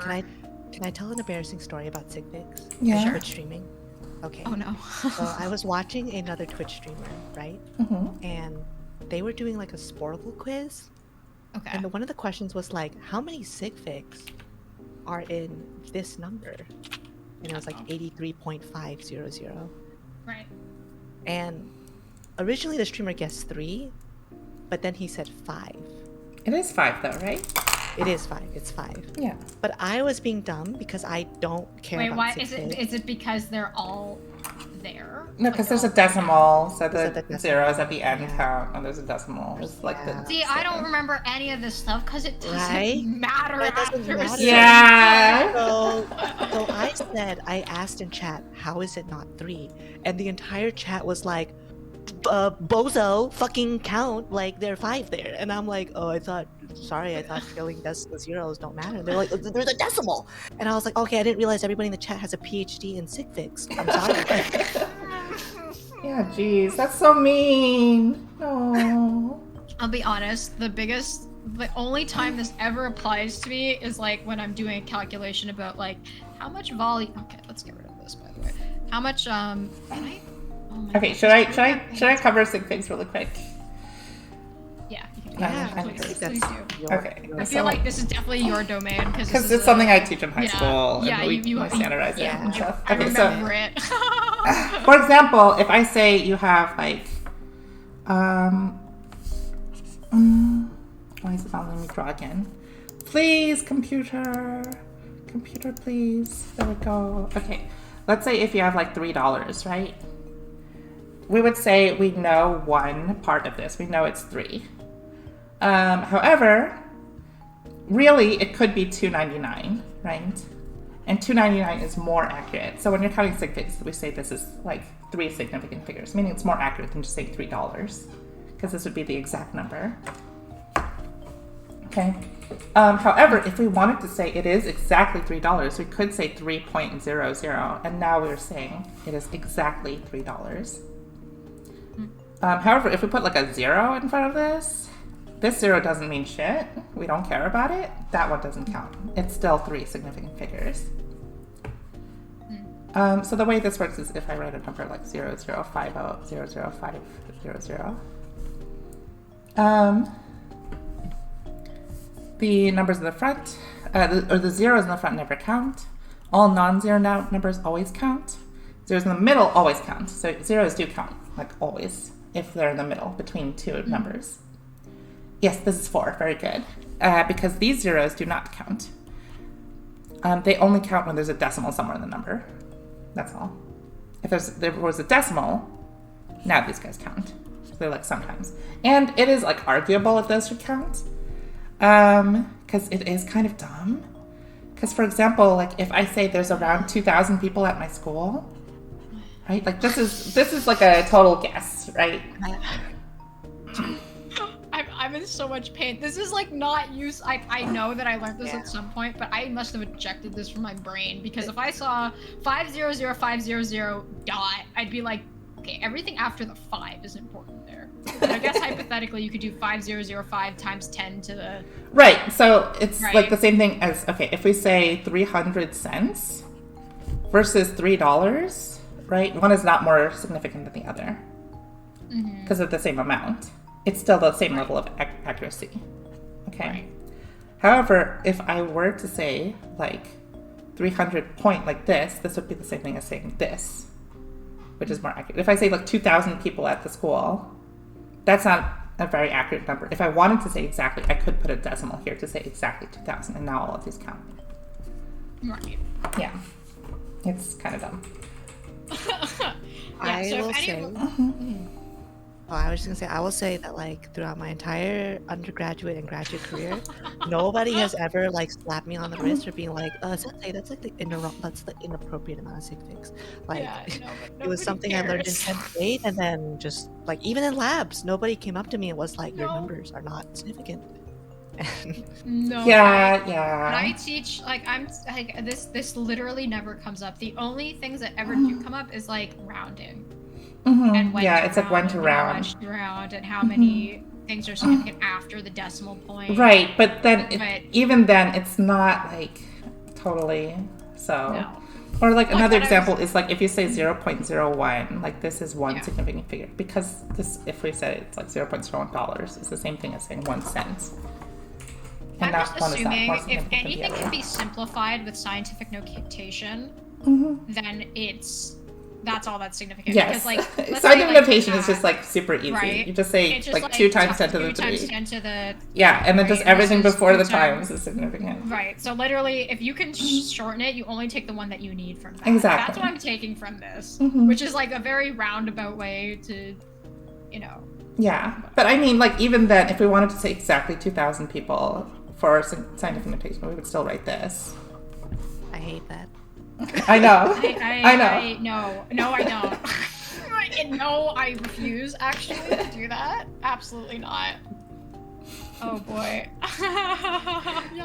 I think if I asked my entire lab about this, nobody would know. Yeah, I'm gonna be because honestly, dead honest they don't with use you. it like this in real life. This is just Some like of the something we teach in school to like basically help the kids round Yeah. and get used to it. I But bet really, if I asked my PI about this, my very smart PI, he'd be like, "The fuck are you talking about?" yeah, because like real labs don't do stuff like this. Because honestly, That's your how it is, like- instruments are accurate enough where you shouldn't have to worry about this.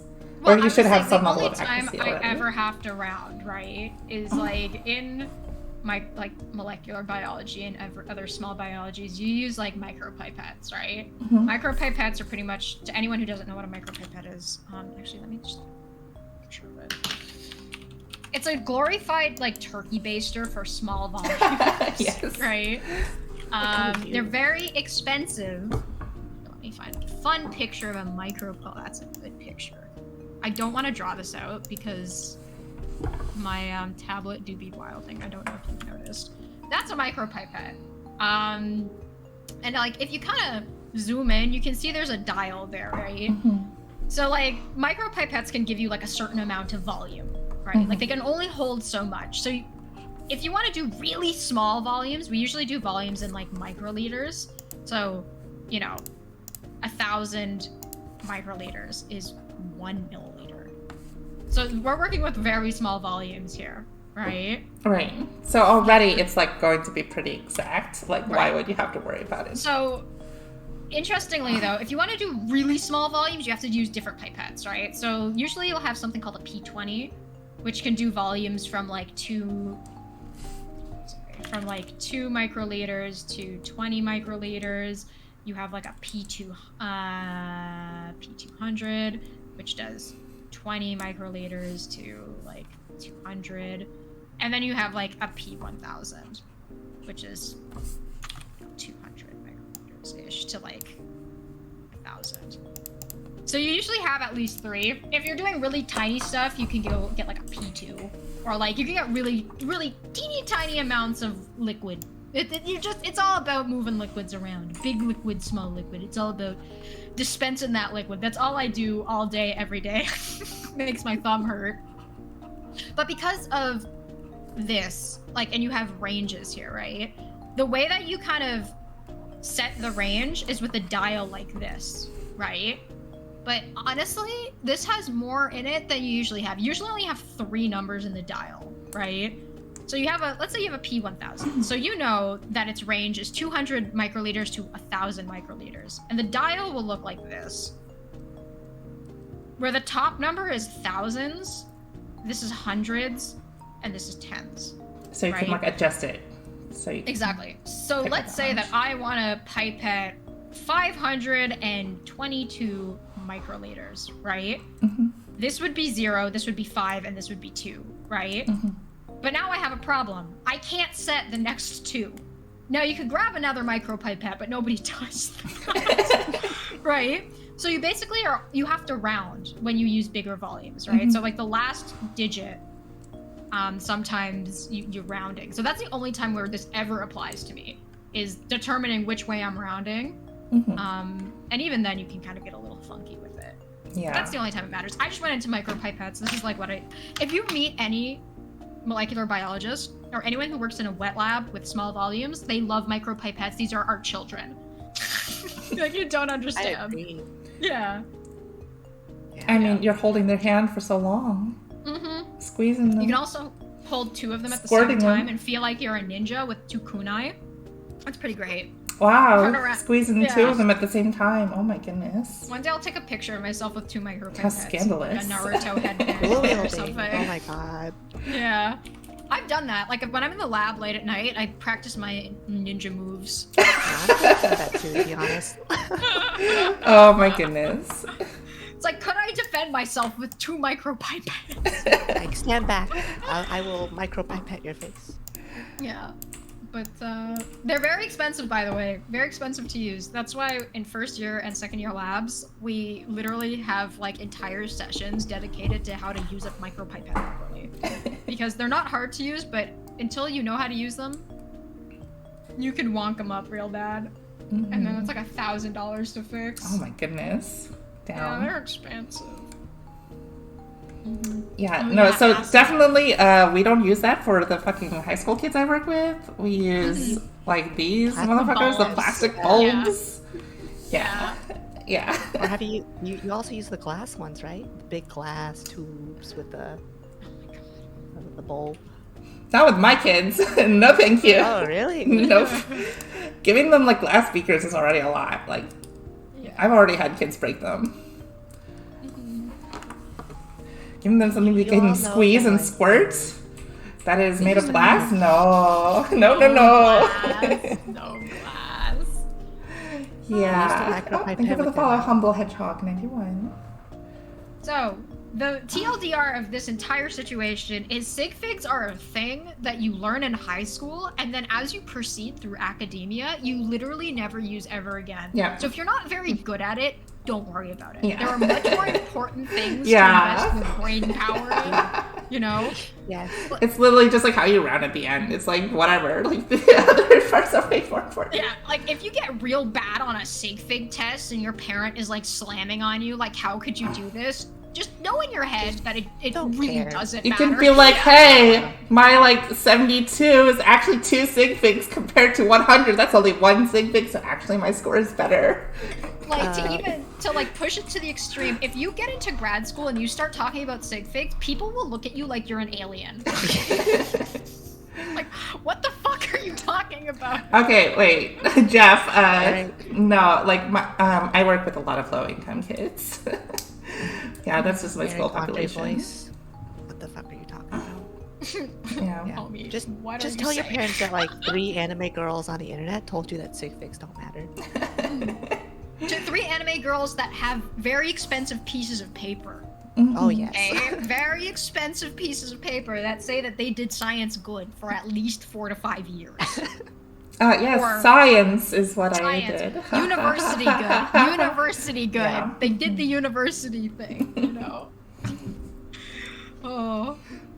Speaking of learning, we can answer the question, why are some people better at math while some are better at languages? Yeah. I think you'd be good at that one. Yeah. I have no clue. This goes into Gardner's multiple intelligence theory. It's like a pedagogical thing based on how people think when pull up an image. And this is a theory. It's not exact. He came up with this like years ago, and there's probably more. But it basically says like, hey, your brains are wired differently. You can have not need to. You can have lots of different stuffs in your Really brains. whack my back brain, I think. And like there's like little quizzes online you can take for all of this stuff. I'll zoom in a little bit here on the screen. You guys can see all this. But like different people think differently in different ways. So, for example, like, you could be really word smart and logic smart, but maybe you're not nature smart. And the thing I like about this, at least this image, is it also includes interpersonal and intrapersonal intelligence. Like how much you know about, like, being social, or how much you know about, like, reflecting on yourself are included in this too. And like how body smart are you? Like how's your like sense of balance, things like that. Are you music smart? Or maybe you're like image smart. But all of these like go into intelligence. So now it doesn't mean like it's not like a mutually exclusive thing. Just because you're smart in one area doesn't mean you're dumb in one other. But you can kind of like look at these and be like, hey, you know what? I recognize where my strengths and weaknesses are. These are the areas I need to improve. Like I am not very body smart. I'd like to think I'm people smart. I try to be social. I try. And I think I'm getting better at being like interpersonal smart. But like nature smart, I am pretty dumb. Or like there's also like animal smart. Okay. But yeah, don't let people call you dumb. Like Yeah, everyone's I brain mean, works yeah. differently. Your intelligence is relative, right? That's Yeah. the really important thing to keep in mind. So like, even though your boomer parents might say, oh, if you're not good at science, you're useless, or something Yeah. god awful like that, Wrong. you can hold so much intelligence in other things that are just as valid, maybe not as quote unquote mainstream, like accepted in the mainstream as intelligence, but it exists. Like for example, I know for a fact that writing is not my strong suit, right? Like at all. I'm really good at memorizing stuff, which is why I'm really well suited for bio, but I'm shitty at practicing things and I hate writing, right? Which is why, like, I would never ever look down on someone who's like in in humanities of any type, because I'm thinking, what you're doing is something I could not do. We just have different brains. You know what I mean? And I think it's like really important to keep that in mind. It doesn't have to be academic either, like you pointed out, right? It could be interpersonal relationships. Like some people are very good at interacting with others and can literally make a career out of that, but they might not be so quote unquote academically inclined, right? Which is why not everyone should go to university. Yeah, and IQ tests are really bad. Okay, like, Yeah. someone brought up IQ tests. So IQ tests really just test, like, 2 of these. IQ tests test word smart and logic smart. Maybe some of them a little bit of visual spatial smart. But, like, you can see that's, like, 3 out of 8. And these 8 are just, like, some general ones. These are not even all of them. So it's like, okay, great. You're just saying everyone else with a low IQ is dumb when they could have lots of intelligence in other areas that we're not able to test. I mean, those are technically harder areas to test as well, but it's also wrong to just say, like, this is why I hate, like, people are like, you don't have enough IQ to watch Rick and Morty. 2000 IQ move. Yeah, shit like that. I'm like, oh my goodness. Yeah, and IQ tests aren't even consistent. It's like, what They the also fuck? change as you age, right? Like, don't they go down as you get older? They do. It's like Yeah. total just BS. by nature of what it is. Like, because don't judge people based on some dumb arbitrary number, right? You can judge them by like what they're doing and how they're improving. And the other thing is, just because you don't know something doesn't make you dumb. Like if you've never learned it before, it's like, yeah, who like gives a shit? You've just never learned it before. That doesn't mean you can't learn it. Like I don't know who like Naruto and Sasuke like get married to in Naruto because I have not seen Naruto. But I can tell you, like, every fucking shit about, like, One Piece. But that doesn't make me smarter than you. It just means, like, I had a different experience. And the other thing, too, is that, like, just because you weren't able to grasp something in school when it was presented to you in a certain way, doesn't mean that you're not able to learn it, right? Yeah. Different people learn by different ways of Exactly. presenting. Like, for you, in chat, you guys might be like, wow, this stuff was presented to me in school, but it wasn't by a bunch of anime girls, so I just did not pick it up. And now you're Yes. here, and you're like, oh shit, IP. I get it! I get it. That's now. why I'm a teacher, is I love those parts where the people are like, I get it! I understand! That's what I live for. But, like, again, just because you don't get it on the first try doesn't make you dumb. So again, like we talked about randomness in this too. It could just feel like other people just randomly stumbled upon the right answers. Right. Or they cheated, which is like one of my man, favorites. Do you yourself. guys know Hank Green? Yes. Yeah. Okay. So, a fun fact about Hank Green, he's like obviously a very smart guy, right? Like he does like SciShow and all these crazy things, but he has something it really goes to show how different people's brains are just because they're different, right? He doesn't self-talk at all. So you know when you're sitting there and you're thinking to yourself, and you're like thinking to yourself with words sometimes for some people, right? So like when I'm sitting by myself, I'm thinking to myself like with language, like I'm literally speaking to myself. I need to go to the grocery store. I need to get this, this, and this, and blah blah blah. You know what I mean? But he doesn't experience that at all. I forget the word. There's like a term for it. Is it but he sees, aphantasia like, or is something else? something like that. Yeah. I think he sees like objects and shapes. He does not hear words. Right? Different people's brains work differently. Yeah. Or the in other more thing ways is like than we can grasp. if you close your right? eyes, like can you picture an apple in your brain, like your imagination? Oh yeah, I love this. Intelligence. And some people can't. Like I can. Or like, the other one is like picture a red star in your brain. Can you see it when you close your eyes? Yeah, that's called aphantasia. Yeah. It's something similar, but like he has no self-talk, right? Right. And so again, he's going to process information differently than someone who does self-talk, right? And because of that, you're able to remember things differently, recall facts differently, all that sort of stuff, right? Yeah. It's kind of like how people have different cars. And each car does something different and drives a little different. And maybe some have stick shifts and maybe some have automatic. But the point is it gets you from point A to point B, right? And if you're like some asshole who's like, you don't drive a Tesla or you don't drive a Corvette, I'm not going to associate with you, then fuck you. Like, get out of here. Just because someone's brain doesn't work the same way as you. Exactly. Anybody who brags about their intelligence is not Intelligent. Yeah, exactly. I think, again, with how science is all about making mistakes, like the smartest thing you can do is say you're dumb and you have stuff to learn. Well, don't call yourself dumb, but say like, you know what? I don't know. I think it's a lot harder to say I don't know than I do know a lot of times. Yeah, the deeper you get into education, the more you realize you don't know. Like, I remember being in high school and I was like, I know so much. I'm like the smartest freaking bean in the world. Yeah. And now that I'm in grad school, I'm like, I'm so stupid. I don't know anything. No, but that's why you're there, is to learn new things. No? If you knew everything, then why would you pay so much money to go to grad school? This is Mount Stupid. This is, what is it, like, this is your confidence, and this is, like, how much you actually know. This is an actual, like, phenomenon, right? So initially, when you first learn the very surface level of stuff, you become supremely confident. You're like, I know everything, right? Yep. Now, the Dunning-Kruger effect. This is literally called Mount Stupid. Like, I didn't make this up, right? But as you start to gain more and more knowledge, you realize how little you know, and your confidence fucking plummets. And then it slowly starts to rise again, right? So, some people are supremely confident and they know jack shit. And they're just being confident. Yeah.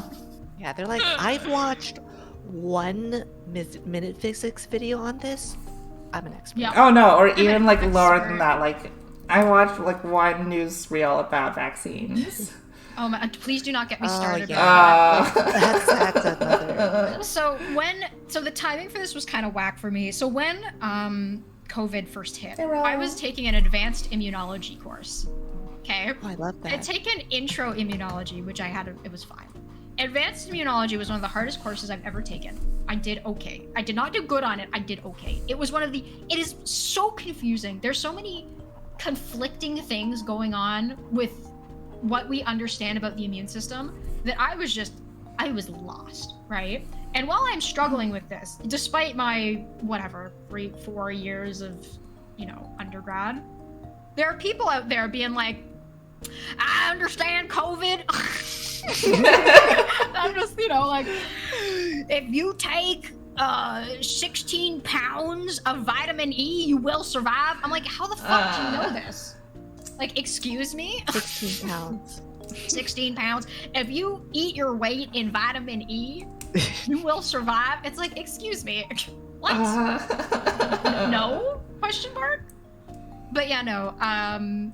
It's something that I find that, like, everyone will have to combat at some point in your life. If you start become like in any field, as you become more specialized, you'll start having to deal with people who think they know better than you, despite not putting the time in. Yeah.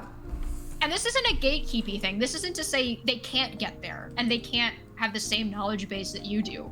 It's to say they haven't put the time in, or like The effort. you know what I mean? Yeah. And or the effort in, and then they expect to know more. Yeah. Right? Yeah. And they just have that confidence. Yeah. The worst thing I have is like the type of person who like hates being wrong, and that is like a big weakness. Honestly, be okay with being wrong. It is okay to make mistakes and be wrong, and to admit it, and then that's how you grow. I do think, like, because I'm that way too, like, I do think, like, the farther I get into education, when I'm wrong and someone points it out to me, I do get very upset, because it's like, Yeah. I have worked so hard to be here. How dare you tell me that I'm wrong? Yeah. And sometimes they're the one who's wrong, right? But you also have to like, of course, it's good to double check. Right. Yeah. But it is frustrating when you literally did the research on a conclusion, and someone like who didn't do any of the research is like, actually, it's like this. Actually, it was aliens that built the pyramids. COVID-19, where are the other 18 COVIDs? Oh Yeah. my god, that's a very valid point. I didn't think about that one before. Yeah, it's 2020 now. It should be COVID-20, not COVID-19. Now we're on COVID-22. You right. Yeah. Yeah, it's me fighting with my grandparents as to why masks are not they work, question mark. My grandpa was a fucking dentist for many years too, and he used masks the entire time. And now he's just like they are old, they watch TV, they found their way into Fox News, even though they're Canadian. How? Why are they listening to American news? American news sucks. Because it's flashier. Right? Yeah. Compared to other, it's sensationalized, Yeah. big flashy stuff, all that. They're like, this is great. And they're not from the South. They're Canadian. But, Yeah. you know. So I'm constantly having to be with them, like, they'll be like, oh, but this scientist, you know, scientists say that they're not sure about the mask thing. I'm like, okay, but like, no, they didn't. Yeah. Okay, but like, that's not true. Like Fox News has a terrible reputation of like getting sources. Sorry to get all political here, Like, but no. Yeah, I know, but it's like, I are you just hate sure that the they didn't news in just general. bring someone on called Mike Scientist? Yes. And his family of Joe Scientist and Beth Scientist, so they could say these scientists, These scientists. the capital S scientists said this. Meanwhile, every day I go into a lab filled with, you know, PIs. Oh, and it's probably graduate spelled students. differently. It's probably like scientist. Oh, yeah. And they just say it out so you don't hear it. Yeah. And not a single one Scientists. isn't wearing their mask, because it's like, okay, these, you know, these people who I would think know very well what's going on here, they're wearing masks. Yeah. Like, I don't really know what to, there is cry. Slams Yeah, fist on table. ask your grandpa why he wants to be like the dumb Americans. I dumb people in the US. Well, I feel like they have some U.S. jealousy because they like the food and stuff from like the fast food places. But you guys have better Or food. You guys get enjoy maple food. syrup. You guys Yeah. get actual maple the syrup and not just food corn without syrup. adopting the bad ideas. But you guys Breakfast you guys salad. have Boston Market, and well, we have Cheesecake Factory now too. But You can make your own fucking meatloaves at home. Yeah. Boston, even people in Boston don't watch Fox News for the most part. It's in the north. Come on.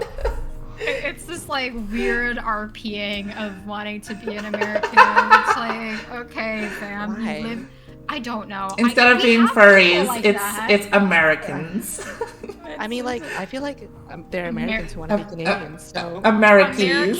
Americans, Yeah. derogatory. Yes, I can't wait to get my Americasona. Oh my god, please! It's just like a dude with like a beer belly and an American flag. Oh, that's my American soda. That's so cool. I'm American Sona. He has stars, 50 stars tattooed on his back.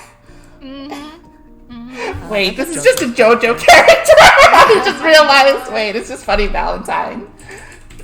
Love Valentine. Who is just the author's fucking American Sona. Like, look at this man who has the statue or the fucking my American God. flag tattooed on his back. I haven't gotten this far yet. That's beautiful. I mean, this is not really I spoilers. love- This is just what the character Yeah. looks like. It's I his love that American something. Sona. So good. It's so stupid. What are we talking about again? We're talking about intelligence. Yeah. Derailed. Oh yeah, imposter syndrome is a thing too as you get smarter. That's huge. Yeah. That's with like a lot of things too. That's with like being in academia. That's I'm assuming with being a teacher, especially when you're starting out, you feel that way, or in any Yeah. workplace. Yeah. Being a VTuber. Yep. Oh Being my- a streamer. Oh my god! Like, Yeah. Thank you for the follow, I Kua mean- Miki. oh Miki! Oh, someone it's just Mickey. It's Miki. hello. Yeah, I mean, like, imposter syndrome it's just prevalent whenever you are, especially when you're given power or recognition that you almost feel like you don't deserve. It's like, ha! Well, okay. Oh my God. Here's the thing, though, Palm. I'm a smart Yeah. person, right? You would consider me kind of smart. Yeah. Well, I No, think you're a absolutely. cool person, and I'm smart, so therefore you are cool. Oh hell yeah! Thank you for Yeah. recognizing me. I still don't believe you. You think I'm dumb? Do not believe you. Wait, Doubt what's the quote? Believe in the me that believes in you. from you that believes in the power of a VTuber. Believe in the me that believes in you, for yours is the drill that shall pierce the heavens. Who the hell do you think we are? I feel like, especially with science, though, there's a lot of posturing that happens. I feel like a lot of people are equally not confident about themselves, Oh, but they yeah. pretend they use big words and pretend like they know everything. I hate it when they do that in Everyone else- research papers. It's like there was an Oh, easier way to God. say this. Why'd you have to Oh. make it like all this jargon just to sound smart? Yep. I've been in university for so long. I still hate reading papers. Yeah. No, me too. they write it in a why really annoying I way. did not want to do the research route because I was like, I'm not going to read these papers. Like, I haven't read the No. papers. I mean, you're right. Like I've not when read the I papers. was doing my senior thesis in college, I had to read a whole like fucking book, but it was in Chinese and I had to translate it. What? Yeah, it was about What the- architecture. Oh, no. It was like it was Chinese architect. I mean, architecture is cool, but not no. Not reading the whole translation. book in No. Chinese and translating it. I just said fuck it. Yeah. After a while, I was like, fuck it. I get what he's saying. Yeah, it's try to use simple language challenge. Like it's impossible addition. It's literally that meme where you like say the more scientific way or like the overly complicated way of saying something. Yeah. It's like, honestly, the smartest thing you can do is probably say things in a simple way. If you can, Yeah, like, simplifying things. Yeah, 'Cause like you Einstein, really you have take to the- understand. this huge idea of like energy is actually mass and just turning it into like m equals e divided by c squared in this like pretty simple equation. It's raid Welcome, time. Raiders. It's Raid. Welcome, Raiders. It's Claire. Hi, Status. Hi, Welcome. Claire. Are you playing Kirby or are you playing Fire Emblem? I forget. Playing today. Ah, Fire Emblem. See, I knew it was one or the other. Thank you for the follow. Good news for eating your soul. Hi, Super Positive P. Welcome, Raiders. I'm Dr. Tato Hex, the smartest science turtle, and your Ocean Oni-chan.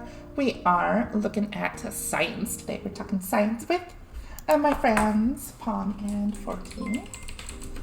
Hi. I mean, I see you posting stuff on your YouTube about Fire Emblem, so it was one or the other.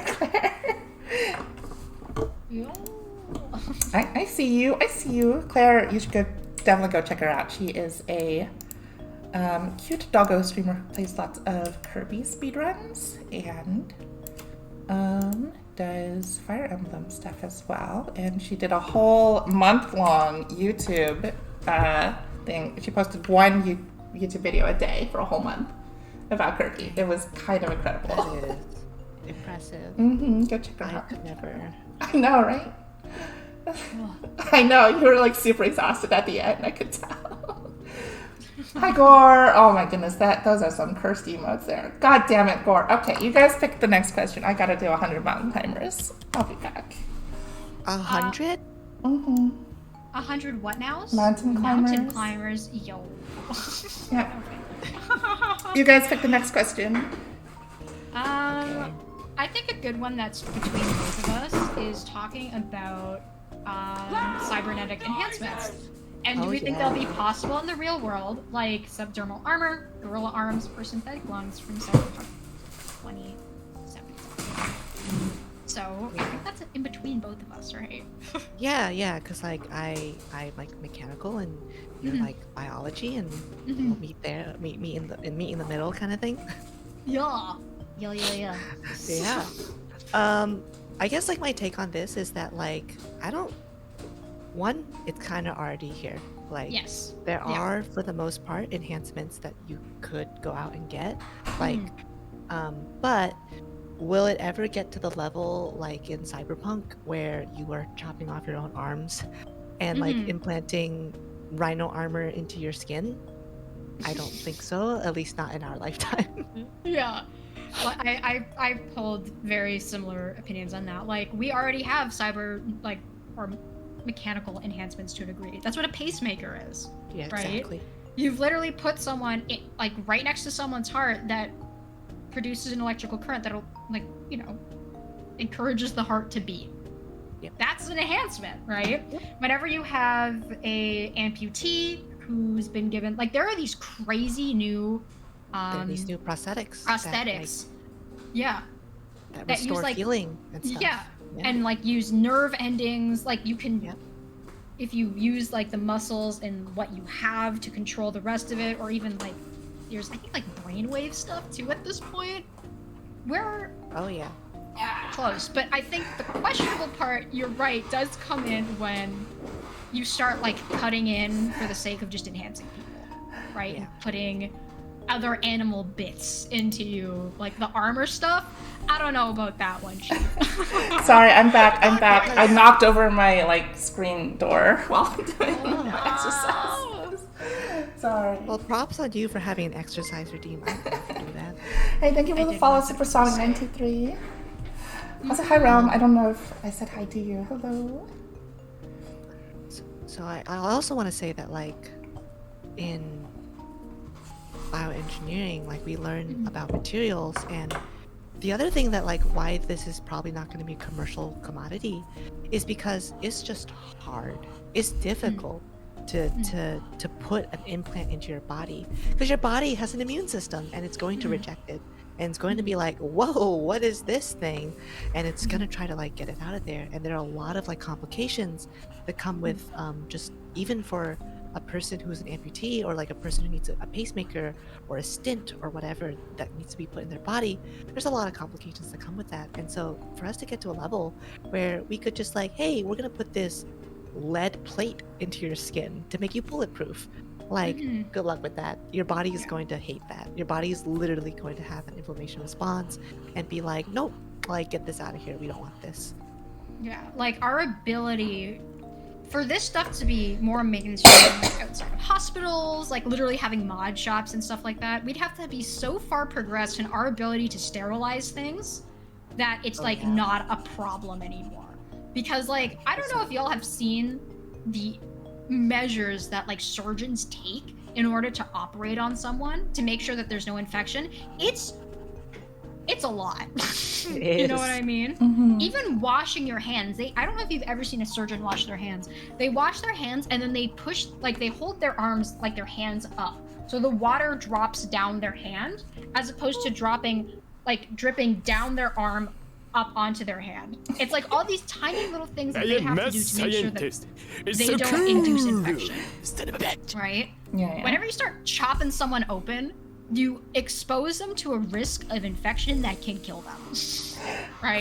Or stop it. Oh my goodness, hang on. Cat is Okay, going yeah, popping let's off let with you do that, routines. yeah. Holy crap. If I taped a gun to my hand, can I be considered a cipher? Also, I made Robo yes, Miki, Toto. absolutely. Strap that gun to your hand. Become Robo. Become Robo. Okay, Yeah. hang on, I gotta do an ara ara. And also an ora ora ora ora ora ora ora ora ora. And also a step on chat. Hang on, I need to turn off my display capture for a second because otherwise people will see my VTube studio. Okay. Is this what you wanted, chat? Is this what you wanted? You wanted me to step all over you? Step, step, step, step, step. Step, step, step, step, step. I know My there's stream stream is lag. lagging I out. know there's stream I lag. don't even know what's happening right I'm now. moving my model to step on my chat. There you go. Oh, Okay. I see. I understand. You guys want some of this? Just hopping stream around. is like Yeah, you know what? If you're already 320p stepping right on chat, My thing is 320p. I'm so sorry. It's like so low, and you're not stepping on chat because I'm delayed now. So I'm just like sitting here like, when is it happening? I'm gonna refresh. Give me a second. It's okay. I'm just bopping around on your heads. There's a very specific gold Bopping my titanium head. alloy that is both very strong and unlikely to cause problems as a bone replacement, but also it's freaking gold. Ain't no one can afford that. Yeah, that's true. Yes, let The me just other get my thing, too, gold bones. Okay, let me just set. Is check into finding the metals wall. that you can use that do not body, piss yeah. off your immune system is a very delicate balance. And like a good example of that is so you know that there are titanium hip replacements, right? Mhm. Have you heard about what can happen? Like there used to be okay, when you have a hip replacement you have like a cup and a ball, right? To like, mimic what goes on in your hip. ball and socket. There used to be ball and socket. So there are different types of hip replacements, but one of them was titanium on titanium, right? It doesn't piss off your immune system, hypothetically, and you'd have a titanium ball and a titanium cup. And it was like, this is strong, this is perfect, this is great. It turns out that when you had that, it would actually result in like, I think like titanium debris going into your body or like leaching, and it would lead to metal poisoning or titanium poisoning, which mimicked the symptoms of Alzheimer's. So it had to be crap. recalled, What? right? What? So How? What the fuck? yeah, it was poisoning. So this was figured out, and they recalled all titanium on titanium hips. But the point of that is that even if you think you have a metal, that's fine. There might be other complications with your body, right? Because the body is very complex and does not like when there is anything in it that's from outside. Oh, yeah. And it's hard to kind of estimate how different compounds and elements are going to react with your body, right? So when you start adding enhancements, every time you add something to your body that is not A risk. from you or from a human or even from a living organism, you introduce the possibility for problems. So it's a long way off. 100%. I hate to be a downer about it, but it's like No, big but it's enhancements the are a truth. long way off. Yeah, and the only yeah. way they will be tested is on people who are kind of, they don't have any other option. Again, like Yeah, amputees exactly. or anyone who's been like in like really bad accidents or stuff like that. Hang on. Oh my goodness. How do you give people artist tags? Because my artist mama is here in the chat. Hi mama. Hi Shino. I think if you go into roles, you have to manually add their name. Oh jeez, okay. Yeah. Alright, well while you guys are talking, I'm gonna try to do that too. So TLDR, small enhancements, yes. Big enhancements, in back alleys. Yeah. I Like, just read a you are sci-fi gonna book get about like messed them up. implanting people's memories, like a previous person's memories into your brain on book club. It was crazy. Whoops, Twitch. And I don't do know, not understand the brain. If you two have ever played Deus Ex Human Revolution, but I Not have yet. not. that game inspired me to become a bioengineer. I hate to admit Oh, no, that's cool. Oh, How sci-fi like Yeah. sci-fi not imitates, inspires. it. Exactly. But Yeah. in the game, like the plot is that, well, the story building is that like there are enhancements, like bodily enhancements that people can wear, but the body rejects them. And so a pharma company developed medication to suppress the body's rejection, but they own a monopoly over it. And it's like that could happen in real life too. Like, you know, like that's very reasonable on like who will control this technology. Like, is it going to be an ethical thing? And if you're getting it in like a back alley for dirt cheap, all the other medical problems that Palm mentioned will like arise. And even like small enhancements like pacemakers and stuff do run into problems every now and then, where the body like it can do this nasty thing where even if it's not immunal like response where the body's like trying to reject it, the body could look at it and be like, hey, that like seems like a great place to grow cells, and proteins will just bind to it, and then cells will start growing on it, and then you get like scar tissue formation. Yeah, and that's also a very bad time. Yeah. Yeah, there's a couple things. There's the hip implant thing, and there's also the breast implant thing, right? So I think it was specifically with silicone implants, they have issues where they have a lifespan, right? That's the other thing. Like a lot of the things that we produce, they have a shelf life, right? So there are alternatives, but I think specifically silicone breast implants, or at least old silicone breast implants, they need to be replaced. So what was happening is people didn't know that, and they never replaced them, and they would rupture. But not in a big way, like in a small way. So they wouldn't notice it. But meanwhile, silicone would be leaching into their bloodstream, causing immune reactions. So they would start developing immune problems. In their boobas. They had no idea it was because of the boobas. Oh, God. Right? terrible. Right. So it's like anytime you, like, even if it seems really benign, anytime you add something that is, I don't want to say like it's not natural, because that sounds stupid as hell, but like, Right, but not organic, like not not made organic, from not free your own range. body. Anytime, that you add something that is not inherently from your body, even if you add something from someone else's body, if it's not from your yours, body's been rejected. yeah. It just, it really don't like you. There's so many things that can Sometimes your body rejects yourself, like autoimmune diseases. Yeah. Your body will be like, whoa, Your body's I think my sensitive. own cell is foreign, and it'll start attacking your own cells. Yeah. Like, it's terrible. I'm hopeful that in the future we can kind of more, like, again, I talked about how complicated immunology is, but I'm hoping that maybe by the end of my lifetime or something like that, we have a firmer grasp on the immune system and how to control it, right? Because once you can control your immune system, then you can start looking into more enhancements and stuff like that, right? As long as it doesn't it's degrade not the like system. you get robotics to replace your body so you don't have to worry about diseases, which is like kind of a fantasy. Like you need to understand how the body works first before you can start replacing parts. Exactly. But why would you? Like, fun fact, did you know that your bone is stronger than steel? Oh yeah, we were talking. That was another question. Is like, what's the most useless science fact? No, I think that was yours. Go Bone ahead, is stronger 40. than Bone is steel. stronger than steel. That is like our fact. Yeah, in some ways, right? In like its compressibility, I think you said. So like the way we measure materials and how strong they are, we use a term called an elastic modulus, which is basically like how strong, like the strength of that material. And your bone has a very similar elastic modulus to steel, but your bones are much lighter. So technically, your bones are stronger than steel. If you were to compress, like if you were to make a material out of bone that was the same density as steel, you could whack a steel bat and shatter it with a bone bat. Oh my goodness! Whoa. Whoa. TLDR, evolution be wild and Hi, it's far better than parasites. anything we can come up with. Of course, 100%. Yeah. I think Parasite is talking about you there, Palm. I know. Every time I do a collab, Parasite is weirded out. What? Are you that antisocial? I'm not. I And guess nibble on when your I- ear. No. When I've done 48-hour donathons where I'm doing nothing but talking to my chat, it's strange to see me talking to anybody else. Question mark. Wait, isn't spider silk also flammable? Is the issue there though? Yeah. Because there's a lot of things that go into like what material you use.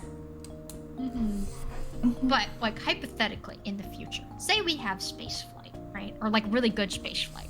We have space flight, but I mean like really good, and we can like meet aliens. With more life that we find, we'll be able to learn more about like their, biology or whatever it is. Like what We can makes improve life our life. Yeah. Yeah, and we can improve our technology, which is kind of like the cool thing about exploring the great unknown and all that. This is fun sci-fi tangent. Yeah. We're not quite there I yet. agree. We gotta get that interstellar transportation up and going. Yeah. I Play the mean, Docker wait, music. blunt weaponry out of bone is literally what happens in like Monster Hunter. You just make hammers out of bones and smack easy, dinosaurs. easy. Who needs steel when you Oh. got bone? Yeah. Let me That's take what I my love big about- bone flute and fiddle with it. That sounds so bad.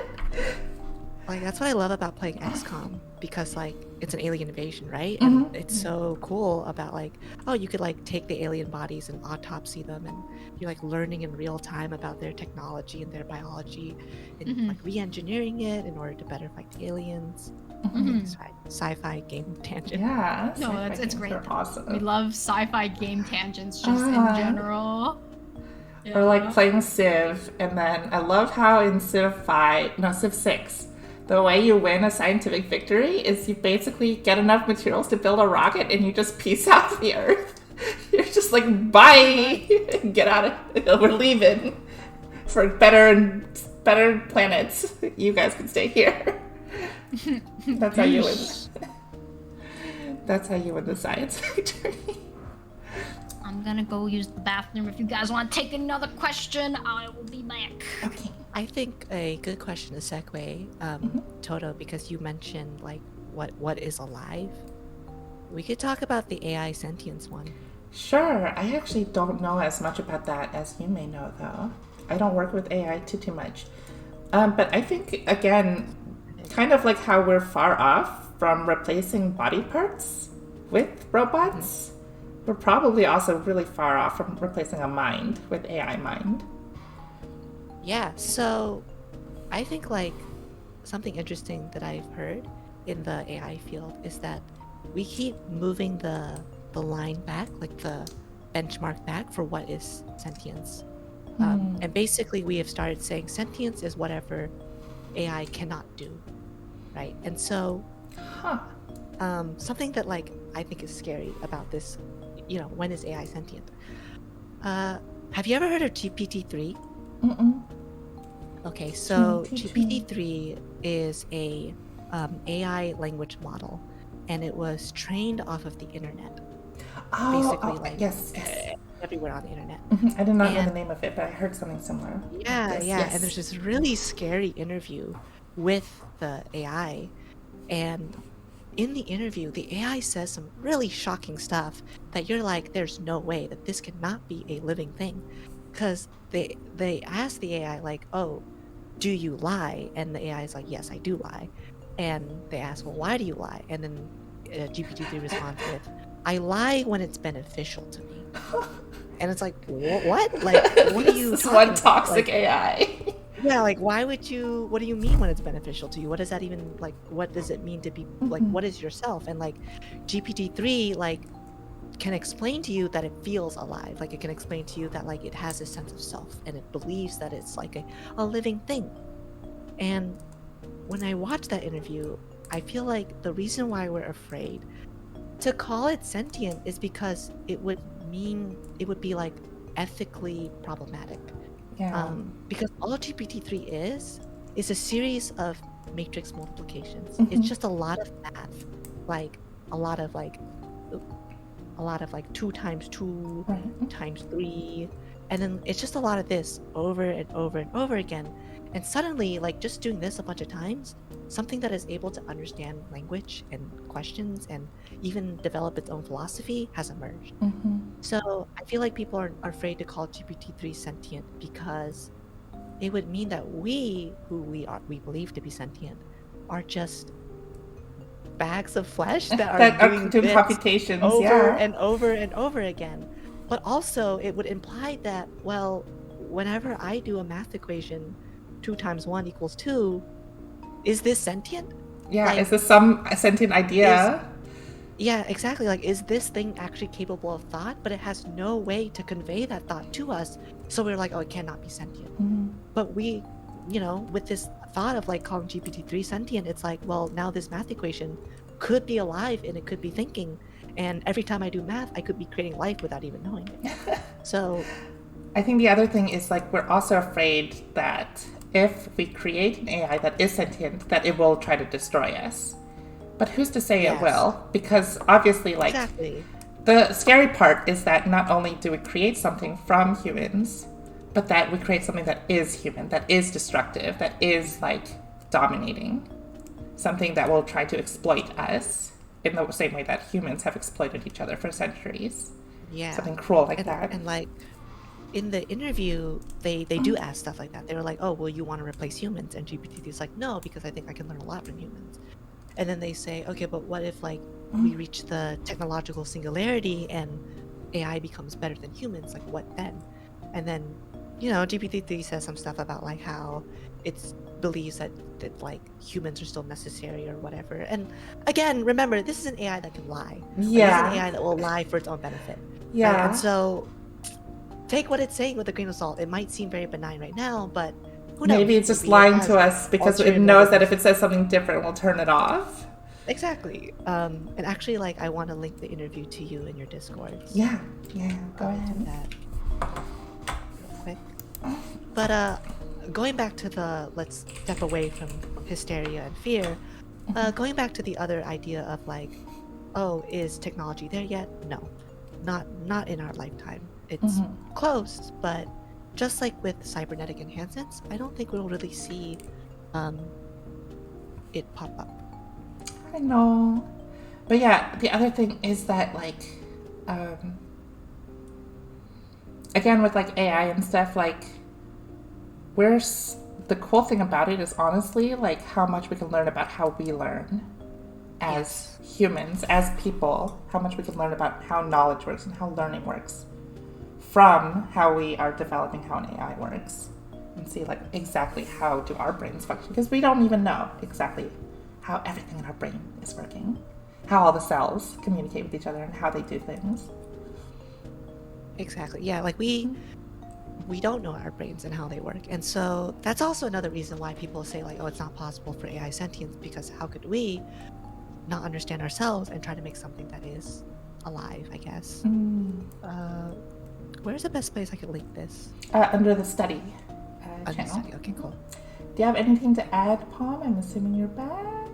Yeah, I think it's like, again, how do you define sentience, right? I guess that's always going to be the problem. Yeah, Because it's a we as philosophy humans- problem. It's a philosophy problem. Like, it's hard to tell if, something can sustain itself on its own. I guess that's one of the... Yeah, like, is a plant sentient? Right. Because plants do Right. move around based on, like, specific Right. genetic programming they- to, like, seek light. Right, but they don't have conventional brains, and as far as we know, they don't have thought similar to us. I think a lot of it is driven by human ego to think that we are like the most Something complex in our special. thought process. Yeah. Yeah, exactly. But I mean, everything that's I don't know a lot about AI, so but I would assume that not only is like programming and all that a barrier, but also processing power. I feel like a lot of these AI are run off of like the really crazy ones are run off of like big ass supercomputers that like need to be kept at like -200 degrees Celsius. So it's gonna take a while, I would think, unless I'm completely wrong, to like move that from there to something that's like running around on the streets. You know what I mean? Hello, Kendra. It Hi, is. Dr. Lees. It is definitely cool how like AI is a little more like I could pull up a GPT-2 model right now and like play Right. around with it. And that's, Thank like, you for the super follow. Yeah. Yeah.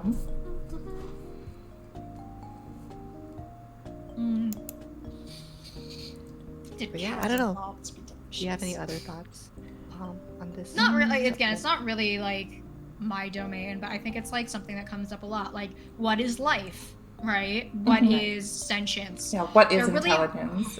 What is intelligence? I feel like as we progress more through like time and space, and especially again with further space travel, that's gonna come up, right?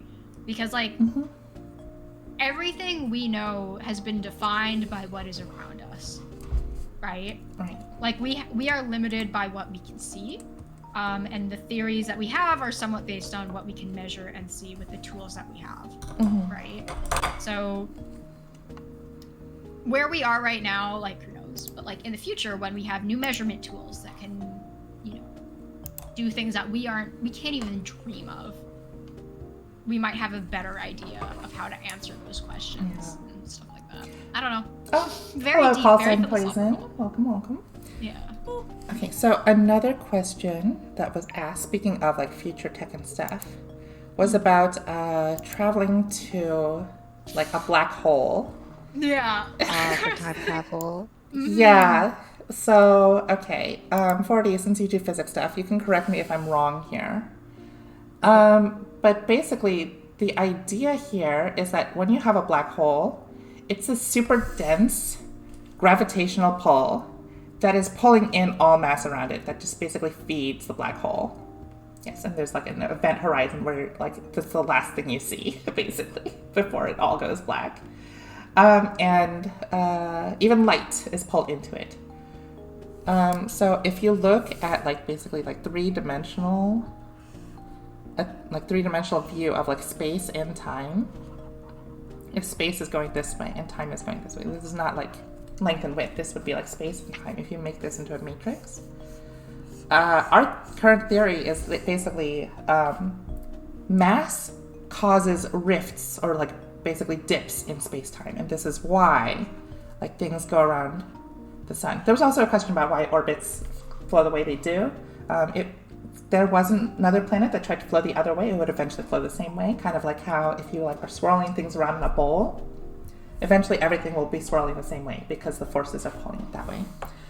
So that's the answer to that question really quick. But with a black hole, it's basically super, super dense. And the idea here is that it would allow us to travel through space and time, because it would pull us to basically like a new level of space and time somewhere out here. Is that correct? Or Yes. am I So what you're describing is more fitting of a wormhole, right?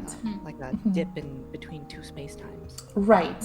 And like it basically, our theory is that because a black hole is such a strong dip in space and time, it would become like a wormhole. Yeah. Stop describing my butt. No, this is not your butt. Your butt is not that deep. So just to kind of go over this, so things with a lot of, the more mass something has, the more it bends space-time. Yes. Right? And the closer you are to that center of mass, the slower time goes, correct? Is it slower or faster? Well, it depends on how fast you're moving too. Yeah. The slower you experience time. Yes. Yeah.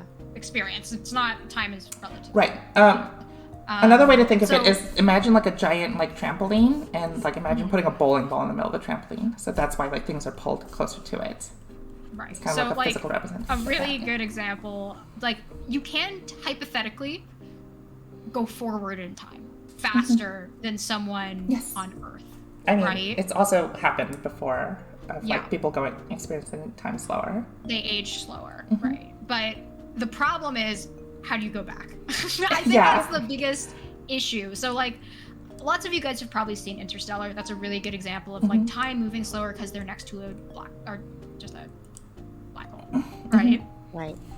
And there's a planet right next to a black hole, and because of that, time moves slower on the planet. So when they go onto the planet, what they say is every minute is like a year on Earth. Yeah. Yeah, some ridiculous thing like that. Yeah. Yeah, some ridiculous thing. Whether or not that's very accurate, but the concept still kind of holds. So even though they're only aging on that planet a couple of minutes, people on Earth, because they're far away from this huge pull on space-time, they're experiencing time moving faster. So they age at a quote-unquote Different rate. different rate, Yeah. right? There's, I forget who brought this up, but it's like if you have two twins and you keep one on Earth and you spend the other one up into space, the one in space will age Slower. Yes. And Right. that's been tested with clocks this is and stopwatches. that's a type of quote-unquote time travel that is not, it's not just hypothetical, right? Yes. Like that would happen. Again, how you get next to something with a super strong gravitational pull without becoming spaghettified is yeah, a whole or nother basically set becoming part of the black questions, hole. right? Like, you right- might not go to this other time. How do you stop yourself from just like falling to the bottom into the black hole, right? I think you just get longer and longer, right? Like I don't know. You would get crushed. Yeah. You would absolutely, Really, like, the gravity would pull in on Yeah. itself, and you would You get like- crushed in the center. Mm-hmm. Like, every like- empty space that is in your atoms would get crushed It's into like a itself. scary thing where like you start to stretch out, and then the moment Yeah. your toes hit the Bottom. the bottom, the atoms just get ripped off. Yeah. You Yeah. just like get ripped like atom by atom. Yeah. So, again, I guess a question here is how would we go back in time? Yeah, and the That's other the thing real sci-fi part. is also Yeah. like what is out there, because okay, all of 3D space, like this is all 3 dimensions that we normally live in, and this is time that we also experience. When we're going this way, we're going through a new dimension. We're going through a 5th dimension. I think Neil deGrasse Tyson did a good way of explaining this, right? So us as 3D beings, right? Right. We can move in whatever direction we want. We can move up, down, side to side. We can go anywhere in our immediate space. Right. But we can't control our passage of time. Right. Right. That's our 4th dimension. The question is if there's another dimension that Above we us. cannot above us or Yeah. around us, Uh-huh. however you want to describe it. Again, please stop me if I'm just freeballing. I'm a biologist. No, so- no, this is like they have like the whole Flatlander theory is that one very common one. Yeah. So imagine Mario, right? Mario in 2D Mario, like the old retro Mario dude. Right, I'm just gonna try to draw a little pixel Mario Mario over is here. 2D. Yeah, he's 2D. Okay, so if he's like out here, woohoo, Mario. He doesn't sound like in the old games because he's a pixel. Oh, Okay. there's Mario. I was like, what are you drawing? Yeah, it's Mario. Okay, jeez. Okay, give him a little mustache. There we go. It's Mario. There you go. Yeah. Okay, imagine instead of going from left to right, he moves in 3D space. Which, yes, there are 3D Mario games, but in the old game, like, where would he even go? Like, if he went into the background or like something like that, like that 2.5D fall off the kind of edge stuff. of the Yeah, world. fall off the edge. How far does the world go? Do the blocks continue endlessly? Or what if he's coming forward? Does he come out into our world if he's going that way? Yeah, Fire Hydrant Mario. Stop judging my Mario drawing. No, but seriously, like, it's like, where would he even be? Okay, So, like, where would we go hypothetically, if we went into if that there fifth was a dimension? 5th dimensional being, we might not be able to ever exist in a 5th dimension. We might be able to maybe take advantage of it. Mhm.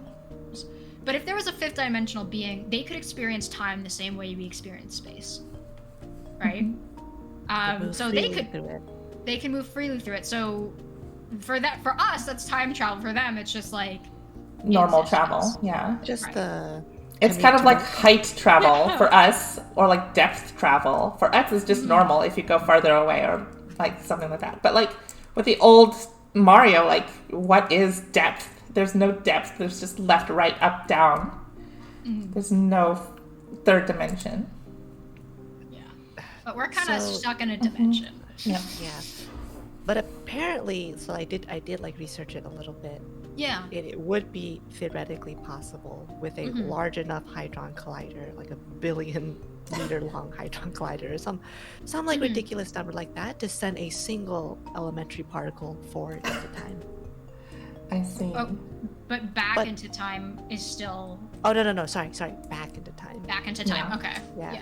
But only an elementary particle. Yeah, so basically like one electron, Yeah, one proton. Like, it's like unfeasible. And like I when I saw the question, I was like, but why would you want to travel back in time? For what purpose? Like, there's a lot other stuff that we could solve than figuring out time travel. Yeah, let's fix our You current get- timeline instead of trying to figure out a way to get out of it.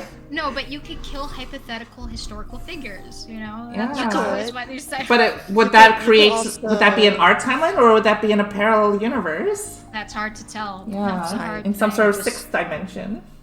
I'm just sorry, buddy. Like, whoever asked the question, like, your dreams of going back in time to be with your mommy, like, it's not gonna work out. Oh no, you did not just go there for me. We've been there. We've watched Back to the Future. Like, I'm Yeah. sorry, you cannot go back in time and invest in Apple. Like, I'm sorry. It's, like... No Oedipus complex. That is a different science thing. Being your own grandpa. Yeah. Yeah. Yeah. But I don't know. There's, again, everything is kind of, our knowledge right now is limited to the tools we have and Mhm. that's all true. of that. And You know, who like- knows? one day a 5-dimensional being could reveal themselves to us and be like, I'm so tired of you guys arguing about this time travel bullshit. So here you go. I'm just gonna give you the means to do it. Yeah, that's literally us with Mario. We can force him into a third dimension because we are a higher dimensional being. But Can you imagine? Like, Yeah. I would shit my pants if I would no, yeah, I would be like, I'm gonna drop out because there's more to life.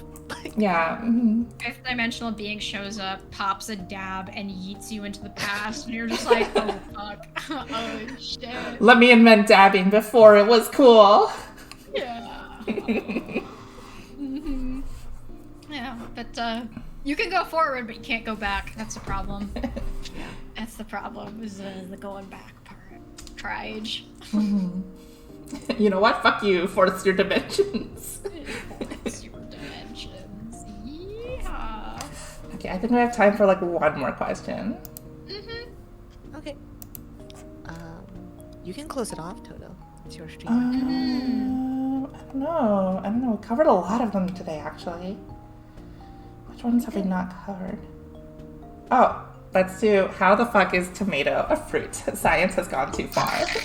Palm can probably answer something about this. Okay, so like hypothetically, anything produced by a plant that like is a fleshy body with seeds in it of any capacity is a fruit. So like a cucumber would be a fruit. Yes. Or A pepper. a a pepper pumpkin. would be a fruit, right? So it Yeah. depends what your definition of a fruit is. As far as I understand, tomatoes are fruits because of like a conventional fruit versus a vegetable because of like how the seeds are or something like that. Yeah, basically, Right. it's more like it's part of the fruiting body of the plant, right? It's part of Yeah, like the It has seeds on ovary the of the plant. inside. Like a carrot does not have seeds in it. A lettuce does not have seeds, right? yeah, it's like basically part of the reproductive part of the plant is the fruit. Yeah. Like the carrot is the roots of the plant, not the fruiting body of the plant. Yeah, What like is the a fruiting fruit- body of a carrot anyway? They make flowers? Do they make I don't- flowers? I'll just search up some cursed stuff. Carrot Yeah. flowers. Carrots? No, carrots do make flowers. Yeah. Yeah. There are carrot flowers. Yeah. Oh. Okay, the problem with that definition is that, like, fruit is a fine definition, but the problem comes with vegetable. Because what the fuck is a vegetable then? I honestly, it's a 'Cause benign vegetable term. is, like, not a scientific term. Vegetable is No. a culinary term. It's a food culinary term. term. Yeah. Mhm. Like, no So, one like, something can be a fruit and a vegetable. Like, it is I love fine. that. Someone looked at a tomato and was like, fruit? Nah. Vegetable, that shit. Like, no, the thing was, people thought that tomatoes were poisonous if eaten raw, so that's why you had to cook them. That's why they cooked them instead of making like them into salsa, because you can eat raw tomatoes too. Oh, you definitely can. I Yeah, do of all the course. time. If they were Mhm. poisonous, I'd be dead. Yeah, I would but Raw like people back in the tomatoes? day were like, "Oh, they're poisonous. We better cook them because that'll make them not poisonous." In fact, they did that with like apples and plums too. They were like, "Raw fruit is poisonous." Well, can you blame them? Every time Jimmy or Bob ate something raw from the field, they fucking perished. So they're like, better cook this shit. Yeah, well, it was obviously for other reasons, like because of parasites or like bacteria. But like, Well, it's the same reason why people will cook their meat till it's fucking gray. Because it's like, once upon a time, if you did not literally cook meat within an inch of its life, you would probably get would- sick yeah, and die. You get like You don't really dysentery want and any- die. Yeah, dysentery. You get the poops. Not good. and the vomits, yeah, And the vomits. and the head like, hurting and the tummy hurting. That's why your grandma might not want to have a medium rare steak because Silver, it was something. Yeah, tomatoes did leach something out of the iron, I believe, of like the pans, and that's why it was killing people. I don't think it's silver though. Silver is generally benign. Bananas are radioactive. Yeah, That's bananas all I are know. radioactive. Yeah, but yeah, vegetable is basically like anything we typically like. It's not even a good definition because we don't always cook vegetables either. Because like on a salad, we consider those veggies. It's like really bad. It's a really bad definition. There's like no good definition for vegetable. But the point is like these two are not like mutually exclusive. You can have something be a fruit and a vegetable. It's fine. yeah. Yeah, vegetable is just how you cook it. Fruit is how you define it. It's like part of the fruiting body of the plant. Yep, it's a fruit. Yeah. Tomatoes. Thank you for the follow, Sharkbait 273. Oh, it oxidizes. Okay. Silver itself is Do benign. not consume But silver oxide is not. Do not. I see. Do not eat the silver. It's very bad. Yeah. You do not want blue skin. Also, don't eat gold. It's such a waste of gold. Like, what the fuck? Like, the You gotta gold. poop it out. Yeah, edible gold. You You just poop it out. You just turn I it into can gold go shits. to the store and get $1,000 gold shaving over my ice cream. You're saying it adds nothing to the The culinary flavor. experience. If you don't want to digest something, just eat some fiber, fam. Like, Yeah, seriously, just eat some corn. Put some corn in the ice cream. It'll probably taste like brown something. rice, Oh yeah, it tastes like clouds, of course. Nice. delicious cloud. I love it. You know, my favorite is when they put like gold in supplements, and they're like, "This does such good things for your health." I'm like, It does "Man, the you things are for your shitting spirit's that aura. out. Oh my god. You are pooping that out. Oh my god! Okay, It's wait. like, mm, I hate to say this, but Yeah. I have like some Chinese oil that has like Yeah. gold shavings in it, but it has never failed me. okay, but that's because it's It could be other things in the oil though too. It could just be like but I've Chinese used oil? other oils, and other oils have not always saved me, but this one has never failed. listen. You know, sometimes I'm some just of the, kidding. no, but like it might have antimicrobial properties. Like a lot of metals do have antimicrobial properties, which would be good for your skin. But to eat, fam. yeah. Yeah, I gotta clean the insides too, you know? Yeah, and one-way trip to the toilet. Oh my god. There's gonna be like people 1,000 years from now are gonna find like remains of human feces, and they're gonna be like, why the fuck were these people eating gold? Oh, remember when people used Honestly, to eat lead? yeah, it's like that. When Lead people cups, some my silver favorite. spoons used to preserve from. Oh, I don't know if it's that one. Like gold is pretty inherent. Radioactive plates, Mhm. lead cups. Plastic Yep, plates, yep, lead yep. cups, lead Mhm. painting. Oh, there was like one very specific. I think it was used for absinthe, like the type of green in absinthe. They used something that had, was it lead? It was some type of dye that was like terribly poisonous. Maybe it was cobalt. I forget. It Well, was my like someone out there definitely knows this. It was like really, really bad for you. oh, yeah, no, the best one is the radium girls who Oh, would paint yeah, on God. in the factories way back in the day. They Yeah, would with paint on- radioactive paint. well, the radioactive paint on watches so they'd be glow in the dark, and they were encouraged to get like very fine painting. They would lick the brush. Yeah, tip. lick the brush tip and get all that paint in their bodies. Yeah, so they and in their mouths too. So they didn't do so hot. Do Yeah. not eat radium. or Do not eat radio- any radioactive substance. Yeah, Except for maybe not- bananas, which are only slightly Bananas are fine. radioactive. Yeah. It wasn't just watches. They did a Yeah. lot of stuff. But Mm. they did a lot of stuff. So much stuff. Yeah. With radioactive things before they're like, ooh, maybe this is bad. Maybe this is Maybe they thought the every glowing meant good time- energy. Yes. No, but that still happens though. Maybe. Like the glowing equals good energy. There was someone, I cannot remember who it was on YouTube, and he was like, he would buy these like, you know, energy healing things. Yeah, or like the glowing salt lamps, or like. And they were fucking radioactive. Mhm. Yeah. Someone tested it out. There was like some radioactive like band, like some arm band that was Yes. like, it'll align your energies. And But then no, you it- put they a tested it sensor in, next to it.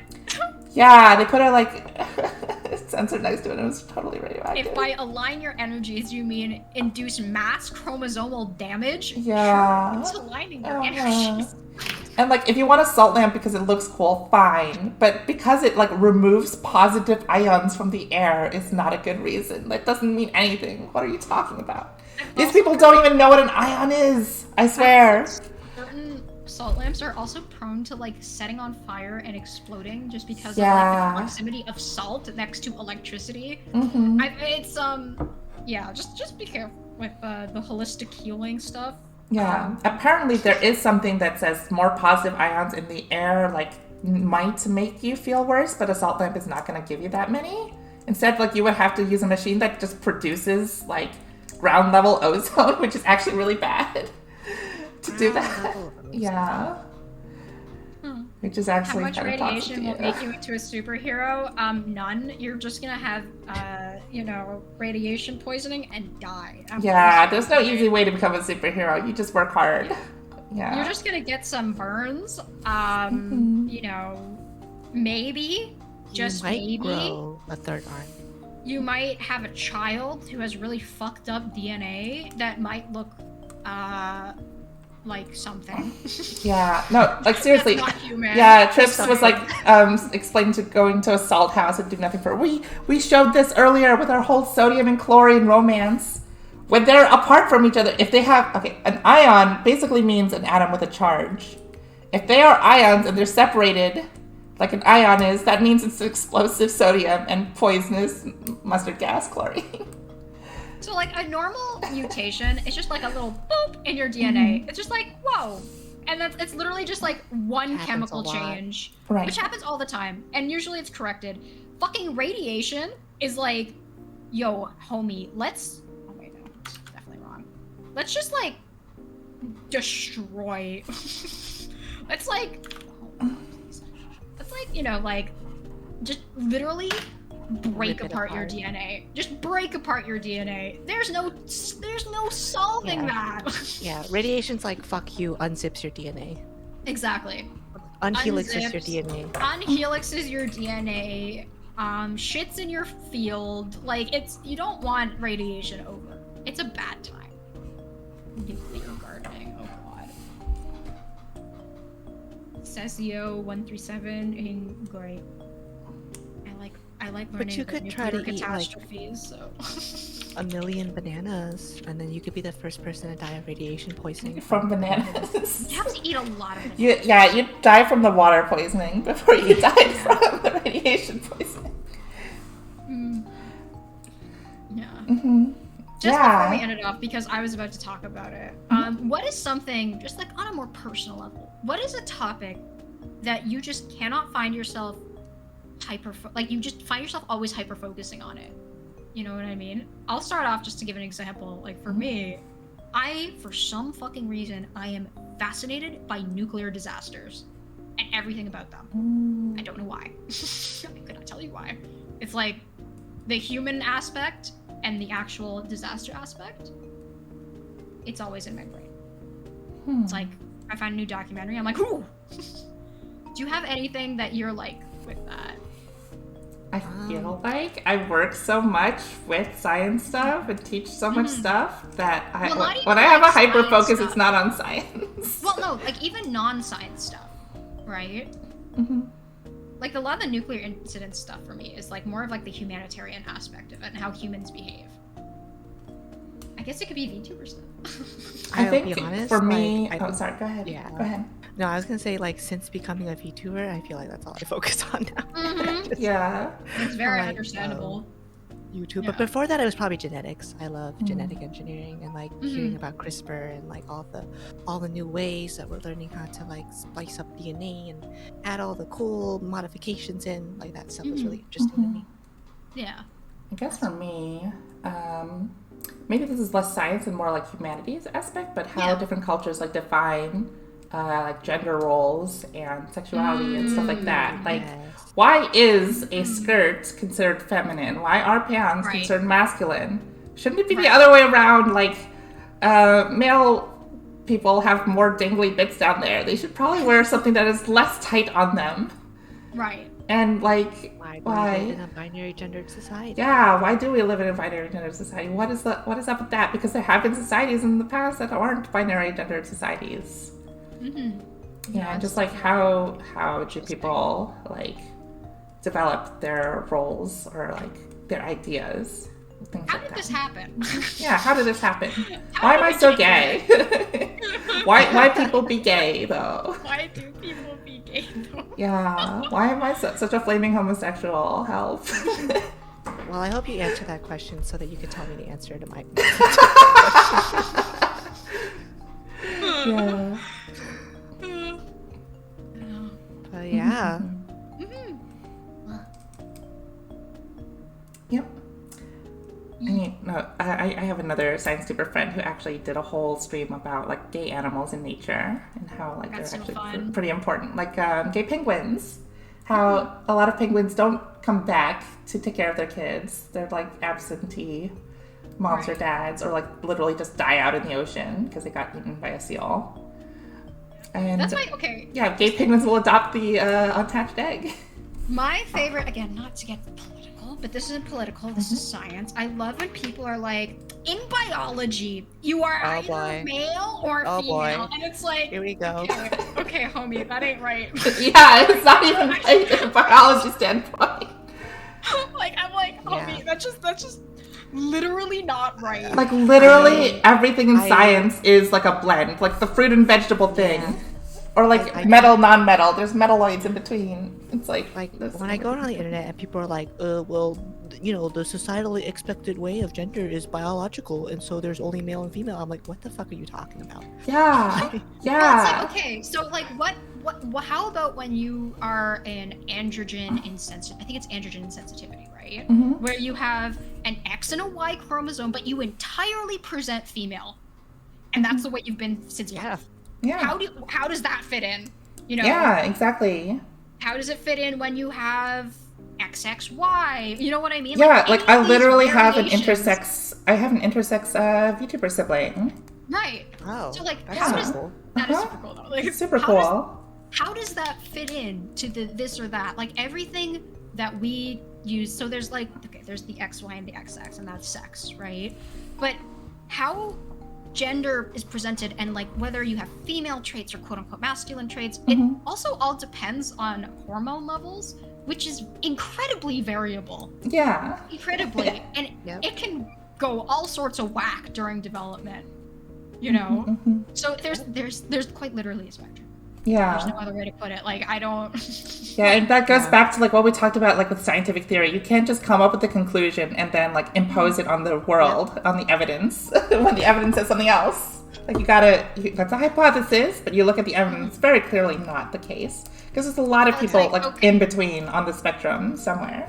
It's like good for you, fam. You just exposed yourself as having a like 1950s understanding of biology. Congratulations, you Not really, even you 1950s, really like did. 1900s. I hate when people are like, oh yeah, chromosomes determine sex. I'm like, I didn't realize you could sniff chromosomes off of people. Yeah, I didn't realize you could walk up to seriously. people and be like, oh, that's two chromosomes right there. I'm like, that's a Oh, I'm not biological attracted to female." you because you have Y chromosomes. Development is so complicated. Mhm. It's so complicated. We understand like none of it. How are you going to say like, oh yeah, this equals always that, and this equals always that? Because it just doesn't. I don't. Yeah. Like, in my advanced immunology class, we had a whole lecture about this because it's relevant and it's not like X or Y, quite literally, Mhm. right? Right. It just. Exactly. Oh my god, it's so frustrating. Yeah. it's, Oh, I'm it's there with so you. frustrating. It's literally people who basically do not want the science to break their worldview. Mm-hmm. Yeah. And it's like, listen to science in the first place. Mhm. I don't know. Yeah. Because like in the past, people have like disproven stuff before, and it's like, hey, look, the new science says this. Like, so it's time to catch up.